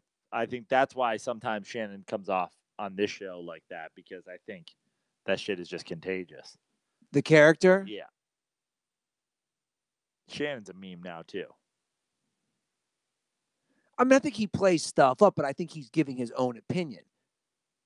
Like these guys, like a Skip Bayless. You and I give our own opinions. Skip Bayless just says shit to fire up people. I mean, let's be honest. I've never watched that show. Me either. For 1 second. I've never watched it. I block you if you retweet Skip Bayless. I almost never see anything Skip Bayless tweets or says. Let me ask you this. What's worse, or are they on the same level? Quote tweeting or responding to Skip Bayless, or quote tweeting or responding to Donald Trump? Exactly the same thing. Same thing. It's exactly the same thing. You got trolled. The quote tweet, like angry response, you're the dumbest person alive. Yeah. Do the Panthers make the playoffs? No. 4 L's in a row. Newton threw 4 INTs today. Is his MVP candidacy over? I wasn't cheering for him MVP. No, there's some people I was battling with earlier this year. You remember their Twitter feeds? Well, I blocked that fucking. Brandon was like, "That I do." I blocked the hooligan ball. I blocked Sam the fucking. Sam Oakley? Yeah. Stick to fucking cricket or whatever the fuck they play over there. Cam Newton MVP candidate. Maybe it's a thing in the UK. I told you I came at one of your slurpers today. I pulled a Prano move. I came at one of your guys today who was coming at me the second week of NFL season. One of your boys, what's his feed? Oh, at CMacker6 in Ireland. Yeah, bro. Check your tweets. What makes him a Prano slurper? Oh, he loves you, dude. I looked at his tweets. He fucking loves you. He said on September 16th, talking about Ryan Fitzpatrick, how great he was playing. He said he'd rather have Ryan Fitzpatrick over Andy Dalton or Russell Wilson. And I'm not even going to get into the Andy Dalton things. We all know my opinion on that. So this kid said he'd rather have Ryan Fitzpatrick over Russell Wilson. So, hey, Ian MC, take your fucking L, you cheddar dick. Funny how you didn't respond to my tweet today. Pulled a Prano move. And I tweeted at somebody who's claimed the Yankees were going to win the World Series. I started digging up some old tweets. You inspired me. I don't know what got into me. Yeah, you've been a little bit off the rails on Twitter lately. I'm not going to lie, but I've kind of let you do your thing. I've been off the rails? Even with some of the dirty sports response, I'm like, what is he doing? Who's he arguing with? It's just when I'm bored, man. You gotta go a sound bath, bro. I do. And it's a float lab for the record. Whatever. You got a float lab while you sound bath. I might do the cryo chamber. That's the new thing I was looking into. For all of your fucking crazy workout recovery. Yeah, maybe. I don't know, man. Gonna hit it hard this week, Prano. You still think about joining my gym? No. You're not gonna join it? No. I wasn't feeling it. You weren't feeling it? I wasn't feeling it. The pool was too crowded. It wasn't too crowded. It was fine. But I'm not afraid to spend a little bit of money. Sure. To get what I really want. And I just don't think right now I'm going to stick with swimming at the pool I swim at, which is a little bit more expensive until I find something right. I got to find a gym with a pool that's just like kind of clean and nice. I didn't like the quality of cleanliness. I agree. Of the locker room and the patrons. I agree. I wasn't really feeling. There's a reason I pay $30 a month. No, $20 a month for LA Fitness. That's the thing, and I get it. And I almost pulled the trigger because it was like, oh, it's so goddamn cheap, and they're like, whatever. But it's like, it's kind of a fucking shit show. Just even like, parking's not that bad because there's like a parking garage there, but like, you got to turn in across like fucking 10 lanes from like Lincoln. Yeah, I you feel you. Come out, and no, I feel you, man. And then just like going that way, you got to go past the 90. A lot of factors, but mostly it was like if the pool was like super dope, I'd be like, all right, all that other shit's fine. I just got to find a pool. My new neighbor, she was telling me she was looking for a gym. There's that Equinox right there too. I almost had to sit her down and give her a pep talk, but it would be pointless. You guess what? She goes, I think I'm going to join the Equinox. Where is the Equinox? It's right past where those big apartments are. The worst content we've ever put on Dirty No, Sports. it's fine. Like it's right, West LA gym reviews. It's right before the 90. The Equinox is more like Russell Wilson, and the LA Fitness is really Ryan Fitzpatrick. $240 a month. What? I don't even understand. Her argument was, well, all the yoga classes and all the dance classes and all those classes come with it. I don't even understand. $240 a month? I literally looked at her. I said, does that include a happy ending? Like once a week? Even if it did, I think that's still overpriced. I looked at her also and I said, do the math. I said, $240 a month, that's $8 a day if you work out every single day. And you're not going to do that. But I don't even like. How is it that much? Is it the nicest gym ever? All the Equinoxes out here are so expensive. Where is the Equinox? Where is it? It's directly across before you hit the 90. If you were heading south on Lincoln, it'd be on your left, where kind of where there's like a Ruth Chris over there. It's not before you get to that. Do you know what I'm talking about? Like where the Yard House is. Yeah, right there. $240 a month for a gym. That's ludicrous. I looked at her and I just go, "That's a reckless decision." Who are we talking about? My new neighbor. She moved in a couple months ago. Is she rich? I don't know, man. She's a girl from Boston, but I didn't like that decision. I told her it's not a smart decision. You're like, the LA Fitness is dirty, but it's $20 a month. No, I told her. No, this is what I told her. I said for $240 a month. You live inside a bubble. I said for $240 a month, pay me and I'll train you on Andy's little beach workout. I'll take you out to the monkey bars or the fucking not the monkey bars, the fucking This is your argument against? This is what you're going? She's like, you know what? No, I'm actually definitely joining the Equinox now. I told her I'd train her. I said I'm not a personal trainer. I can train you. She's like, I know you're not. You just said you train me in your little beach workout. $240 a month. That's crazy. All right. Any other games you want to talk about? Not really. The Colts, I don't know what happened. They scored 0 points today. Yeah, against the Jags. I didn't watch a single second of that game. I kept wanting to tune in, but it stayed 3-0 and then 6. Oh my God. Again. I was like, what am I tuning in for? Yeah. Titans Jets. Good game. Are the New York Jets and Sam Darnold is Sam Darnold the next quarterback whose life Mike McCarthy's going to ruin? Well, he didn't play again today. No, I know. But I'm saying, is that the next pairing? Mike McCarthy's getting a job somewhere. Is it the Jets? I don't know. Because Todd Bowles is probably done. I think it's the Jets. Dear God. I think McCarthy's going to be the Jets' nice head coach. They're like, look what he did with Rodgers. Ruined his career? Yeah. And Bills Dolphins. Prano and I had 7 different picks this week. I got 6 of them. Are you officially just ready to be done? You're down 17 points. I'm done. This is the biggest blowout ever. I'm done. How did this happen? I don't know. Are you able to sleep tonight? I've been saying this over and over and over again. I don't know if it's maybe I've never been so bad at picking NFL games and so good at picking regular season NBA games that maybe these things are supposed to balance each other out. Yeah. I have no idea what it is. I've never had this much success picking NBA games and this little success. Forget the fact that you're up 17. That's not even a part of my concern.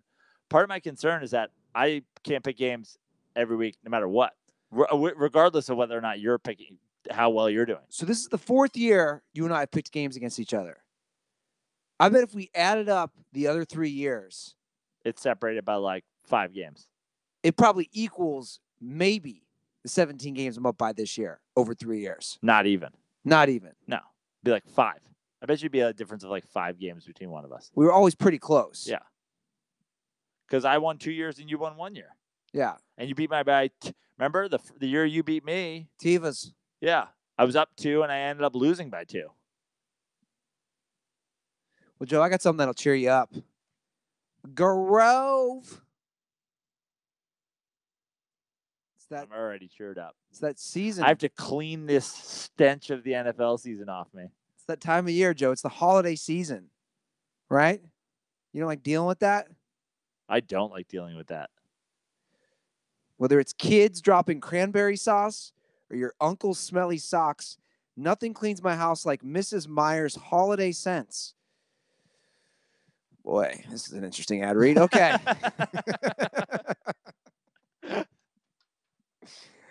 All righty. Get Mrs. Meyer's exclusive offer from Grove before it runs out. Select your favorite holiday scents. Iowa pine, peppermint, or orange clove. Or McCarthy underboob sweat. Do not buy that one. New customers will get the holiday set when you place your first order of $20. This includes free Mrs. Meyer's holiday sand. Holiday soap. Holiday hand soap. Mrs. Meyer's giving everything out. Free Mrs. Meyer holiday dish soap or free Mrs. Meyer holiday multi-surface spray. This also includes a Grove Collaborative red. I got to say, I do have Mrs. Meyer's spray. It's pretty good. You do have Mrs. Meyer? It's pretty good stuff. I do. Plus, if you spend $39, you receive a free Grove stoneware tray to beautifully display your new holiday soaps. So shop Grove before this exclusive offer runs. Soap tray? Yeah, soap tray. So shop Grove before this exclusive holiday offer runs out. This stuff will be gone come December for a limited. Oh, you guys gotta, who's ever writing these, you gotta proofread for a limited of time, guys. You're gonna be out come December, and it is December. For a limit of time, I think that's what you're supposed to write. For a limited time. For a limited time, yeah. There you go. Not for a limited of time. I can't even correct them. For a limited of time, Mrs. Meyer, one less soap, a little more proofreading. You know what you should do? Clean up this copy.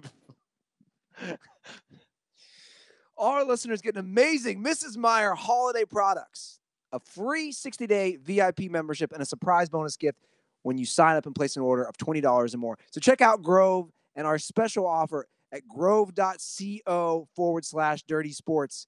That's grove.co/dirty sports. And don't forget, send us a picture of you buying Grove. We'll send you some koozies. We'll send you an extra koozie. One for your beer, one for your hand soap. Yeah.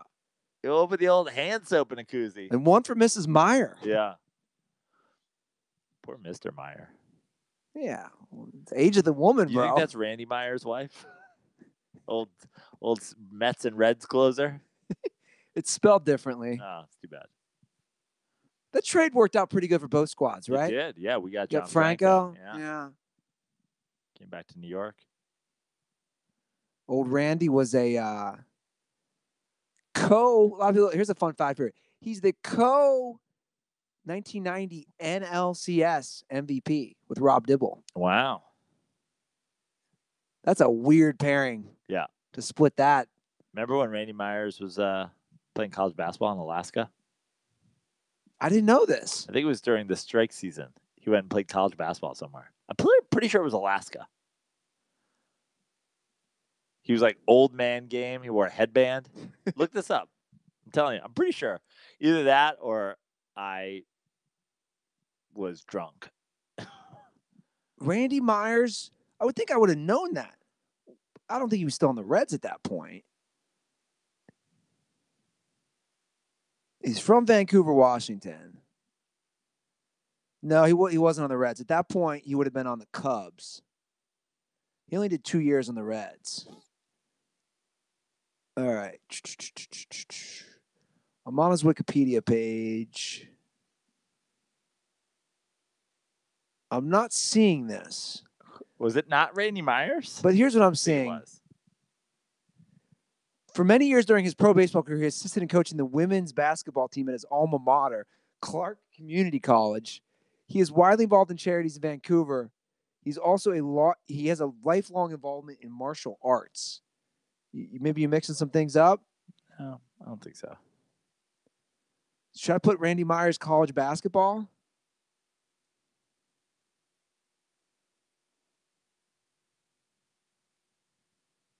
Just dead air.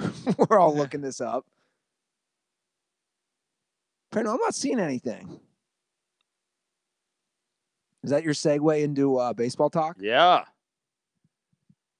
So what is the deal with this Mets trade? Cano and Diaz. Yeah. So you get a closer. Get a closer. And you get an old guy. Get an old guy. I mean, he's 36. He's got 5 years left on the deal. There's a lot to this trade to unpack, but here's what it comes down to. The Mariners are fucking fire sale. Full fire sale. Here's what I like about the trade. Here's what I'll do. I'll do it this way. I'll start with the Mariners. Mariners, fire sale. Mariners got a good couple prospects back from the Mets, and they didn't give up all that much money.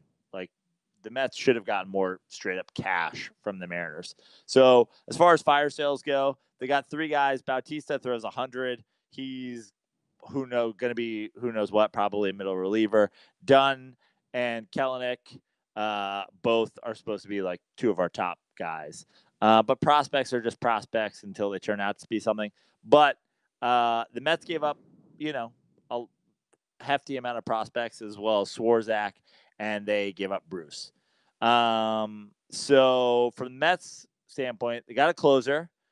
Closers are sort of only worthwhile if you're a contender, like to pay a closer. Now he is on his, he is not due for arbitration for like 4 more years or something like that, or like he's due for arbitration soon, but he's like under team control, I think, for like 3 or 4 more years. Yeah. So, and he was great last year. So we got a closer, and we're doing this obviously with the idea that they're going to contend right now.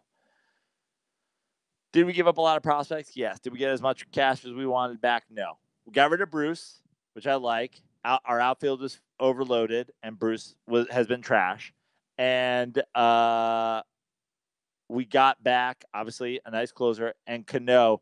Cano, 36. You get another lefty. Yeah. Comes off a PED suspension, but he was pretty good last year before he came off a PED suspension.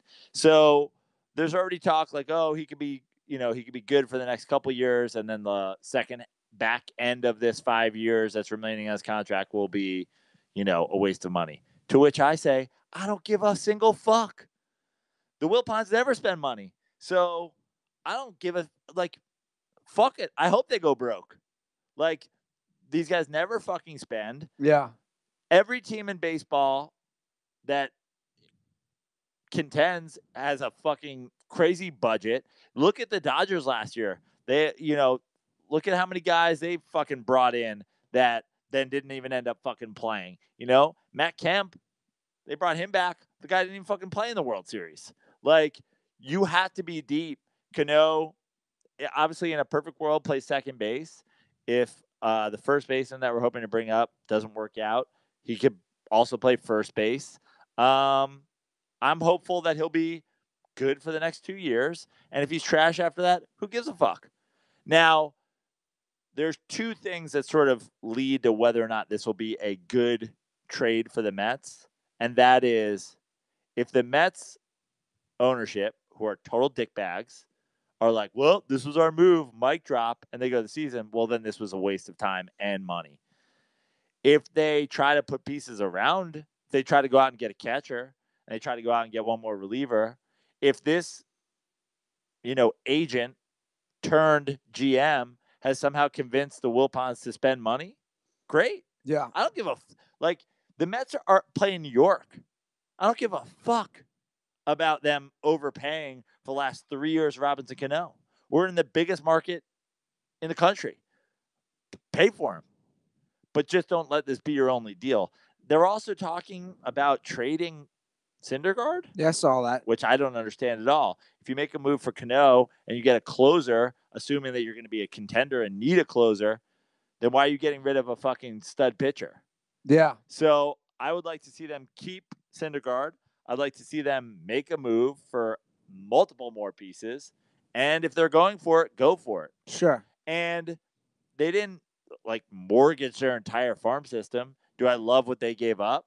No. Do I think they probably could have done better for what they gave up? Yeah. But at the same time, I don't fucking hate it. I think it could work out if they make some more moves. If Robinson Cano, they already are, the shit they give Todd Frazier a shitload of money for no reason. He fucking sucks. I knew that was a bad deal from the start. At least this is maybe Robinson Cano has 2 good years left. And if he does, and suddenly they're paying $60 million for 3 years where he's worthless, good. Fuck you. I hope the Wilpons go broke. So I'm actually for it. I like the deal. Am I worried that some of these prospects are going to turn into, but until that, they're also Mets prospects. When's the last time a Mets prospect turned into something that was fucking fantastic? He'd be Lastings Millage. Are you guys gonna do a slides? Yes. We'll unpack it a little bit more. In fact, we're going to do that tomorrow. Are you gonna talk about? I'll ask you now. I'm sure you guys will talk about it a little on that. Is Billy Hamilton a starter? No. He's not. No. I mean, he's maybe a starter on some team. He was starting on the Reds. But I'm happy that I liked him. You know what else? You wanted to hear another great Mets move?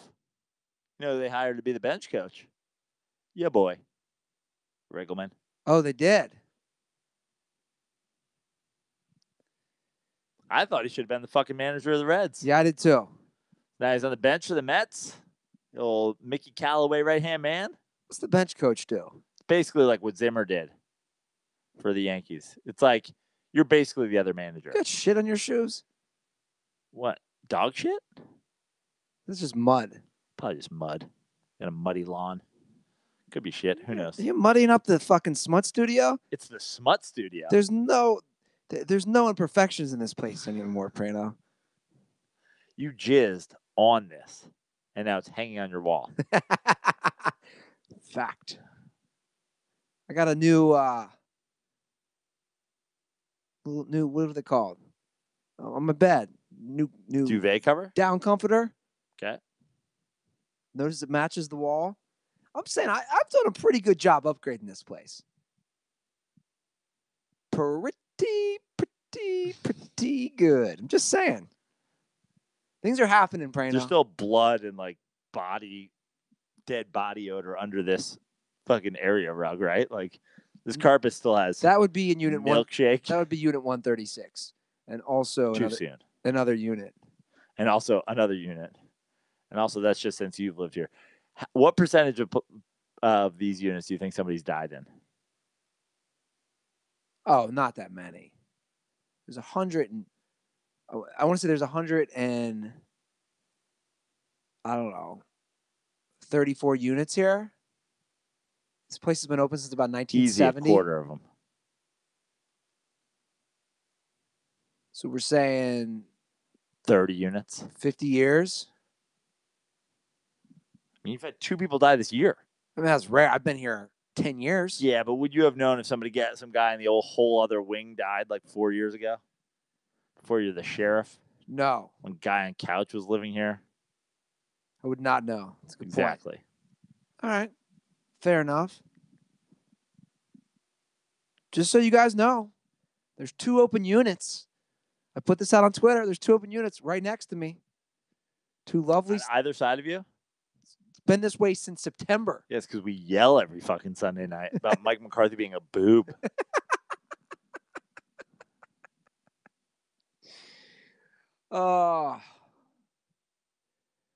They made a website. I put it out on Twitter. You should check it out. Oh, I saw it. WindwardVillageVenice.com. Oh, it just rolls off the tongue. WindwardVillageVenice.com. The units next to me they're charging anywhere from $1,900 to $2,025. I mean, I love this idea of just knocking down a wall. Just going rogue. We're expanding the Smut Studio. Just like motel style, like a door that connects 2 fucking units. How fucking pimp would that be, bro? Dude, if I could have my own special area over there and then we just really turn this into a Smut Studio, I'd make the area of my bed. Jesus, for $5,000, you could fucking rent a studio. I'm just saying, I'd make the area where my bed is now. I'd turn that into the Dent Report. I'd have a whole other set. We could have a set over here. There's another area for dirty slides. I'm telling you, fucking just be like, no, we're turning in this place into the Dirty Sports Network. I hate this idea. Do we have other things we have to talk about, sports-wise? Not really. You know, we're almost at 2 hours, so. We have calls? Not really. Do we really want to get to the calls? Yeah. You've had calls on this fucking thing. Sometimes you put calls on, you put them on the rundown, I prepare for them, then we don't even fucking end up doing them. All right, grab your headset. 8 weeks later. Grab your headset. Just remember, Dirtballs, who pushes for calls, who pushes to have the voice of the fan on the show. And just remember, Dirtballs, who's going to be the guy loading all this shit and editing it and looking for videos for the next 2 hours when the show's done. Just remember. Yeah, just remember who the voice of the people is. It's you or it's me. It's me. I think it's both of us. It's you? You're the voice of the people? It's an interesting take, Prano. All right. Time to hear from the people. Yo, Dirty Sports. This is Austin from Penn State. I was just calling again to figure out who do you guys think of the current coaches in the NFL right now? Who do you think you guys are top five? Because I was here Prano and you guys talking about how Tomlin or there, like a lot of like who I think are like decent coaches are always you guys always say like they're suspect, not good. Something that who do you guys think are your top five? I mean, you know you got to throw Belichick in there, but I'm just curious about your guys' top five. All right, thank you very much. Peace out. All right, that's a good question. Yeah, this is the one I was talking about. I prepared for this. Saw it on there. You prepared for it because I brought it up at the bar the other night. Top 5 NFL head coaches. Do you want to go first since you prepared? Sure. In no particular order, my top 5 are Belichick, McVay, Pete Carroll, John Harbaugh, and then I've got a tie in a particular order for 5th, which is basically the offensive coordinator duo of Sean Payton and Andy Reid. I would take Payton over Reid. Obviously, he has a Super Bowl. Sure. But those guys are very similar to me.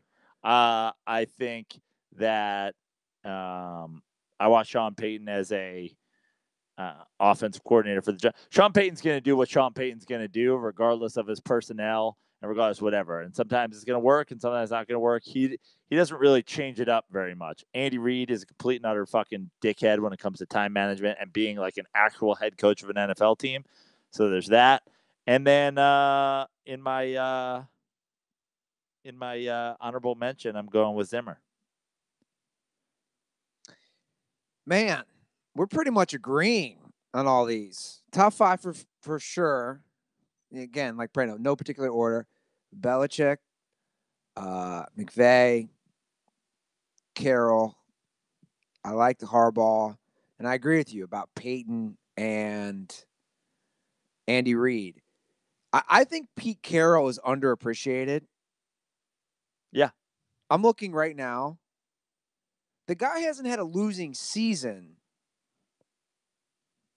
since 2011. And even that year, they won the shit division and also won a playoff game. Yeah.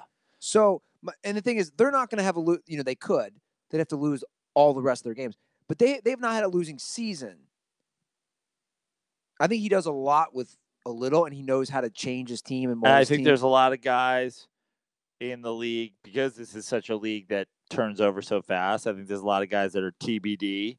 Like I don't know how I feel about Quinn yet. Agreed. I don't know how I feel about Shanahan yet. I think Shanahan's a pretty good coach, but I'm not like sold on him being a good coach. Watching what Shermer's done with the Giants this year, I'm not sold on him as a good coach. I'm certainly not sold on him as a bad coach. There's a lot of guys out there, but then to me, some like the Tomlins and the Riveras, those guys where I'll be critical of them. It's like, what have they really accomplished? I know Tomlin hasn't had a losing record either, but it's like, you also have to keep in mind, he's the fucking Steelers head coach. You know what I mean? Like, I know the Bengals have been good, but the Bengals have been good semi-recently. The Browns have never been good. Like, that's 2 games every year. Steelers have always been a good franchise. Yeah, exactly. And he won coming off of the Coward days. And I just think, like, a game like tonight, you got to put that a little bit on Tomlin. How you let that game get away from you. Well, hell yeah, you do. Good. Let me put it this way. His quarterback is feuding with his fucking receivers. His receivers saying, fuck you, trade me. Like, that's all head coach stuff. That's head coach business.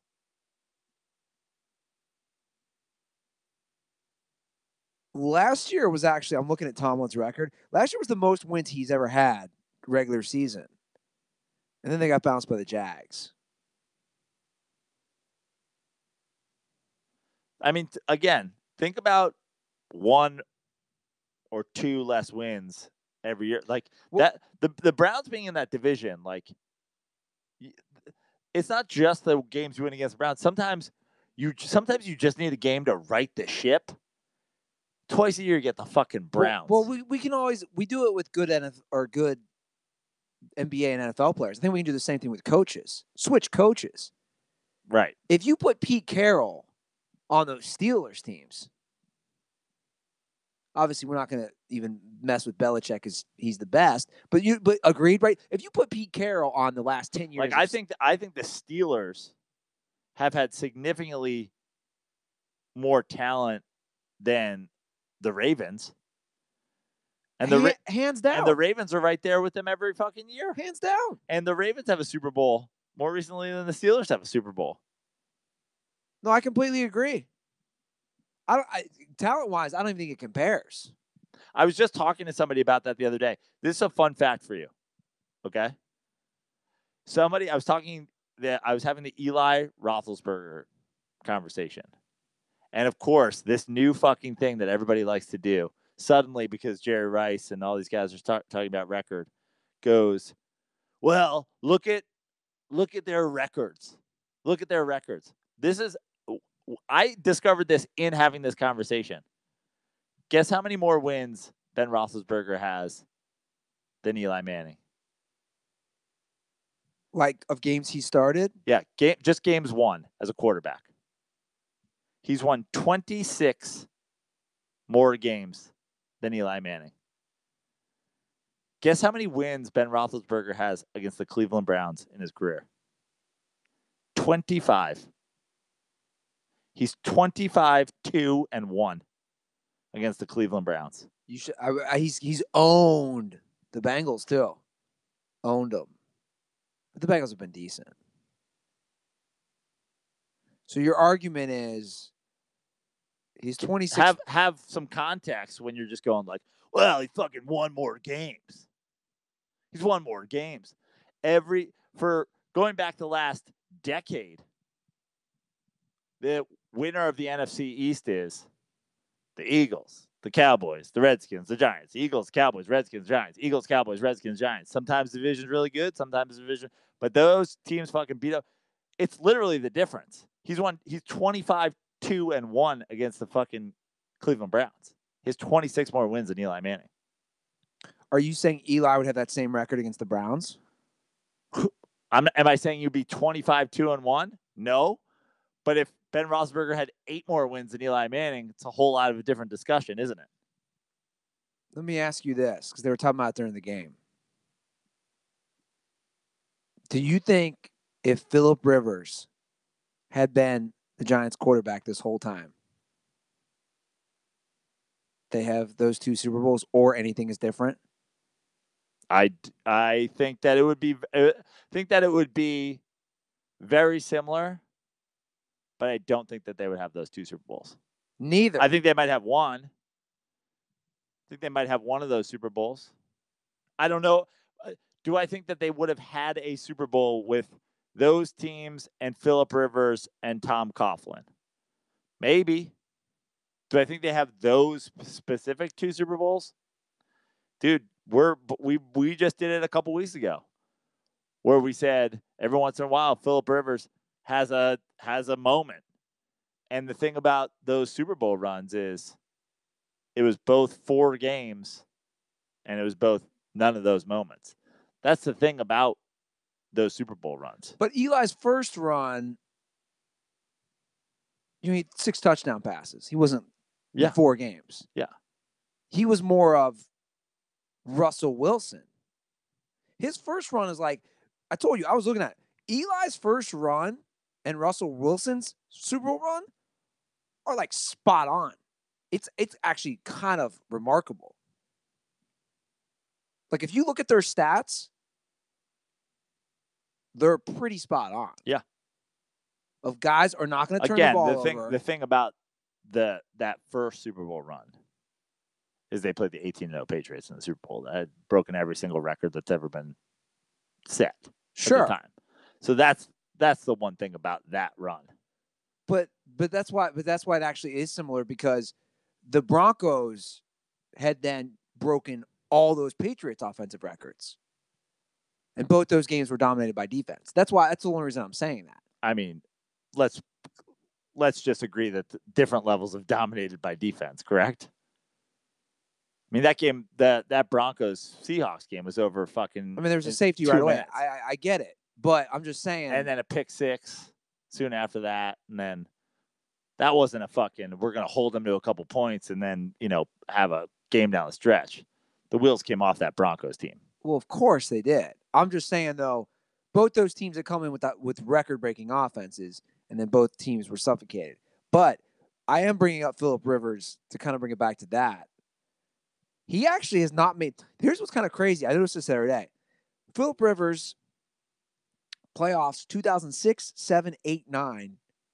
Then not until 2013. Phillip Rivers has not made the playoffs since 2013. Right. Which is wild to think. He hasn't been in the playoffs that long. But again, this goes back to the original phone call, which was about coaches like, you can slurp Mike Tomlin all you want, but it's like none of those years he's gonna fucking upset the Pats. Like they always get him. And then like, when's the last time they played in a Super Bowl? They've have the guys. It was against the Packers. Yeah. 2010 season, 2011 Super Bowl. I get that it's hard to find Super Bowl winning coaches, but how long ago was it that he won the Super Bowl now?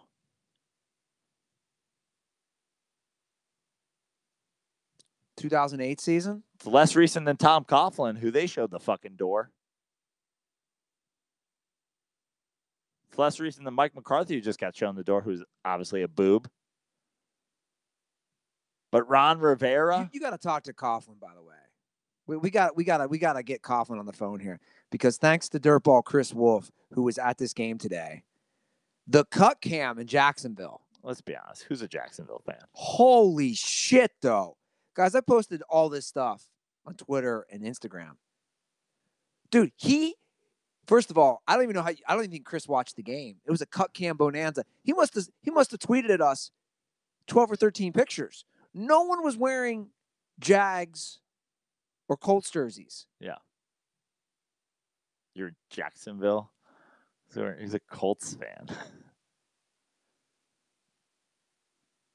But I mean, it was unbelievable. It was London. That's some Florida shit. No, I know. It was a game in London.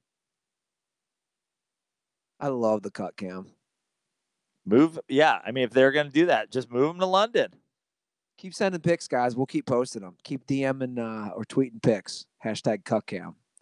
It's my new favorite thing. But how, like, I just want to keep going back to it, because I know, but, like, it seems like it was a little critical of like, oh, you guys just basically say everybody's bad. Like, if you're a Panthers fan right now, you're all in on Ron Rivera still. Riverboat Ron, he wears the sunglasses. Fuck. How many games you guys got to lose in a row? How much you got to not show up in the Super Bowl? But the argument always is, who's going to be better? I guess you could respond, will you take a chance on somebody like a McVay, a young guy? But those guys are such diamonds in the rough. Sure. But it's a grab bag, right? Yeah. Like, do you want Ron Rivera? Okay. So here's the question. Will Ron Rivera ever win a Super Bowl with the Carolina Panthers? I'm saying, who knows how long they'll keep him. They might keep him 30 years. Will Ron Rivera win a Super Bowl with the Carolina Panthers? I would say no, he had his chance. But I also wouldn't be shocked. I'd be pretty shocked.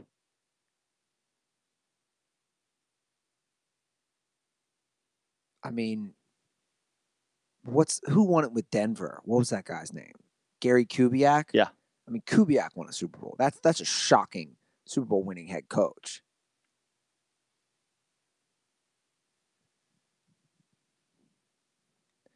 All right, we do have a cut question from our boy Charlie. Hey, what's up, guys? Charlie from Minnesota here. So I was just wondering what your guys' opinions on going to one college and cheering for the rival is. So I go to Minnesota, and I know a few people here who wear Wisconsin gear all around and actively cheer for the Badgers.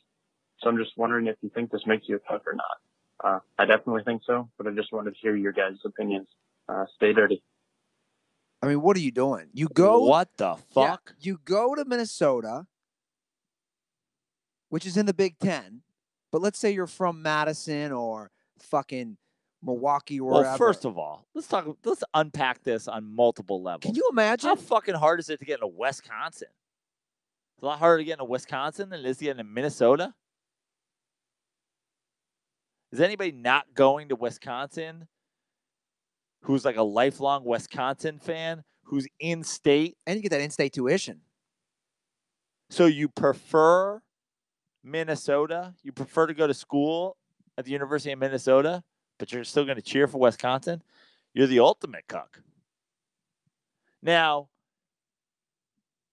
let's say you, I don't know. I'm trying to think of an example. You grew up a Georgetown basketball fan? Well, I can kind of vouch for myself. It's kind of interesting here. So I grew up a diehard Xavier basketball fan. Then I go to St. Louis University. We fucking sucked. I just missed the Majerus age where they were good again for a few years. They ended up joining the Atlantic 10 after I graduated the next year, who Xavier was in at the time. And I remember for the first time, I was like, oh, who do I root for? When Xavier was playing St. Louis. And I'll be honest, I had been diehard Xavier my whole life. I found myself in my apartment in Why LA didn't you go to Xavier? because I wanted to leave the city. Okay. But here, I'm just explaining again. But hold on, there's a difference between wearing stuff. I found myself in my apartment saying, "Who am I rooting for?" This was in LA. This was when I used to live in like. You have to root for your school. I didn't, and I knew it. I was like, "Dude, I'm rooting for Xavier. This is awful." I wanted Xavier to win, and they were in the same conference for 2 years. And I find myself rooting for Xavier. I can't help it. I was rooting for Xavier. Well, we have the title of this episode. I'm a cuck because of that? Yeah. I wasn't wearing. Again, like the point I was bringing up is like if you grew up a Georgetown basketball fan, I get it. Not everybody can go to fucking Georgetown. You go to American University because you want to fucking be in DC or whatever. You fucking fine root for Georgetown. Hold on a If you wanna second. go to... Charlie is specifically talking about you're wearing Wisconsin gear at Minnesota. Joe, if I was still in school, I would not be wearing Xavier gear to go to the game. There is a difference. This is me in my apartment, just being like, who am I rooting for? But how do you not root for your alma mater? Because I had zero connection to that fucking those teams, and I never. The truth You had is, zero connection to the Xavier team either. No, I did. Here's the connection. I used to go to games my whole life. So you didn't go to SLU basketball games when you're there? I probably went to 3 or 4 games my whole time. I'm talking, they had like 5 and 25 seasons. Like the worst stretch in their history was my 5 years. We had one year where we were decent where I went with they upset. So you're the cuck at the Coliseum who's a Pats fan because he grew up in LA and he was like, well, when I was a kid, Pats were fucking the shit and Brady and I love the Pats, but I can only go to games in my hometown, so wear my Brady jersey. I don't think there's a similarity here. Well, I think you're a cuck. So because hold on a second, I'm also not. Charlie, appreciate this call. I'm really glad we took calls. I know. Hold on a second. Wait a second. You're rooted against your alma mater in conference. Again, I wasn't at the game. I'm talking in my apartment. I know what you're talking about. At least I'm being honest, man. Yeah, thank you for that. It's made for great content on the show. Just in your apartment, by yourself in LA, just cucking out. It's a little cuck bonanza. I think I was fine to do that. You're fine to do whatever you want. You want to be a cuck, you be a cuck, bro. But again, Joe, if I agree that the kids that go to school at Wisconsin walking around and fucking go to school in Minnesota walking around Wisconsin gear, it's a whole other thing. But just for the levels. So you're saying I'm just trying to like let's mentally let's break this down for a second. I go to Xavier games from literally age 7 until college, 18.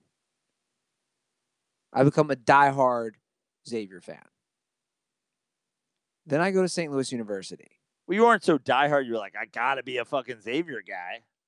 All I want to do is be a fucking musketeer. Or whatever the fuck but hold on. I'm diehard and no. Hold on a second. There's a difference between me wanting to go to school there and rooting diehard for the basketball team. That's a whole different story. Well, let's just remember they are a school. Sure. I also wanted to leave the city. Okay.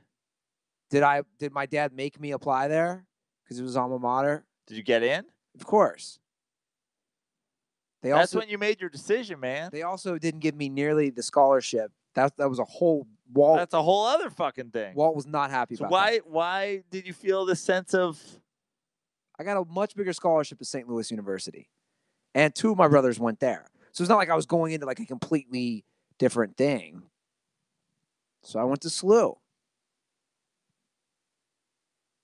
You know, I had not like I hadn't rooted for SLU also on the side. Larry Hughes was there, like my brother was there at the time, and I was like, oh, I like watching SLU if they're on TV. Root for them. Just like now, I root for Army or Air Force when they're playing because my brothers went there.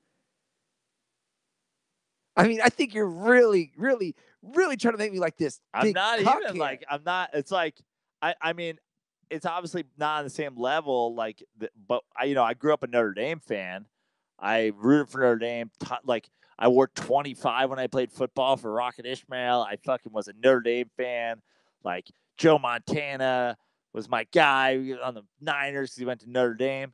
But, like, if Notre Dame decided they were going to play a cupcake next year, they're going to open the season with 1AA Lehigh, it's not even a question. I'll be like, fuck up those Irish and their fucking gross-ass cheerleaders and their stupid Catholicism. Yeah, but hold on a second. That's a lot different, again, than me going to games like my whole life, being a diehard. Even when I went to St. Louis University, a lot of times when I go home, I go to Xavier games because, again, Cutter went there. He'd be like, oh, like I got to see one of the best Xavier games I ever went to was when I was still in college. Seems like you should have even embraced it. Like, been like, I'm going to a Xavier game against SLU. I'm going to fucking root for my crew.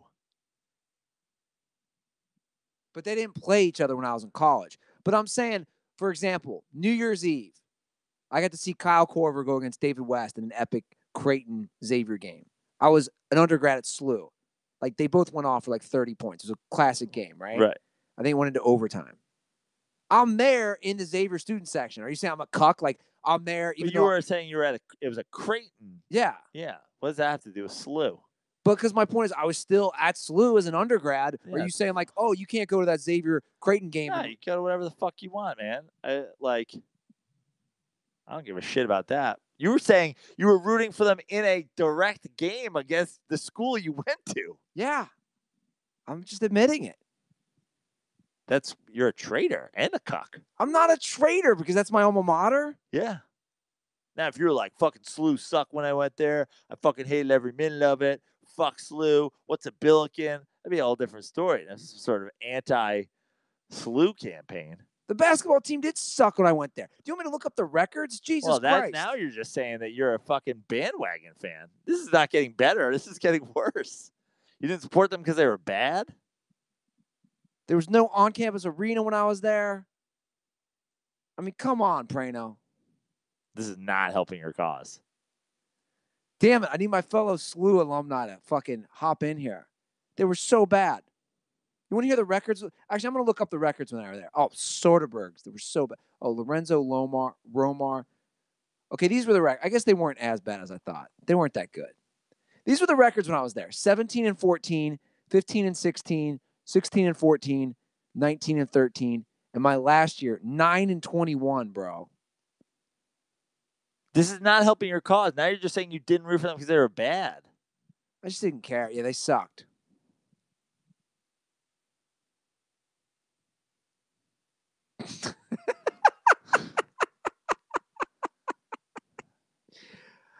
I didn't give a shit, man. I didn't give a shit. I think it's different when you have an on-campus thing. Man, I just can't wait for the fucking I'm gonna get murdered for this. the tweets. I'm gonna count. Do you think you'll get more or less Ben Affleck, you suspects, than I can count on my hands and feet? Well, because all your little slurpers. You suspect. My slurpers. No one.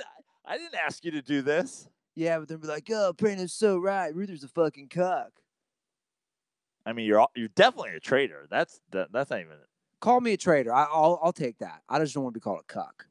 Well, what people call you is really up to them. Although I did offer on the Dent report. I mean, it sounds like you stood in your apartment by yourself and you looked around and you were like, "I'm going full cuck here." I'm rooting for Xavier. That was in a post-college. Is that when Majerus was coaching? How do you not jump on board the Rick Majerus Billikens? Yeah, I hate to say it. Because I remember it was Majerus.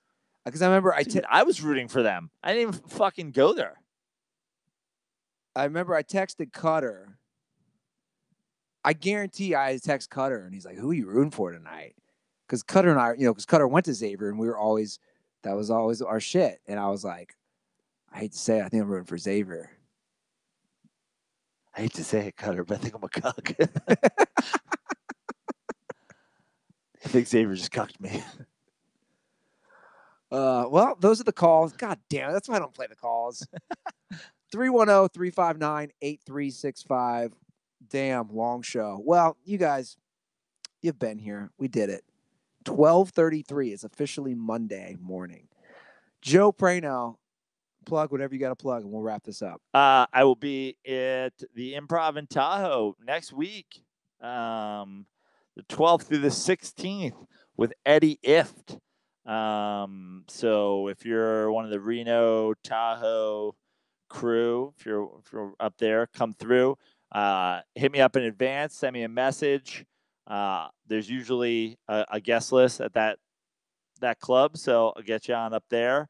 And then what else? We got a 11/11 show, Andy Laz's place. I believe that's the 29th of December. Yes, the 29th. And then early next year, the 2nd, 3rd, 4th, 5th, and 6th days of 2019, I will be at the House of Comedy in Phoenix, Arizona, also with Eddie Ift. So come check those out. JoePrano.com for other dates. At Fix Your Life on Twitter. At Joe Prano on Instagram. Of course, at Andy Ruther on Twitter if you want to tell him he's a cock. Or you can join me. I'm looking out at Xavier's basketball schedule. I will be in full gear when I come back to Cincinnati. No, I will not. Because they will not be home while I'm there. I was just looking at SLU's schedule. SLU's off to a good start. We're 6-1. Can I say that now? Am I allowed to say we're 6-1? We? Now it's a we? Who's we? They're like, we'd rather you didn't. You fucking traitor. Can you guys add me to St. Louis University's Wikipedia as like official like fucking most famous cuck? All right, guys, that is the show. Yes, follow everything. Do iTunes stuff. You know what to do. And most importantly, don't forget, condoms are for pussies.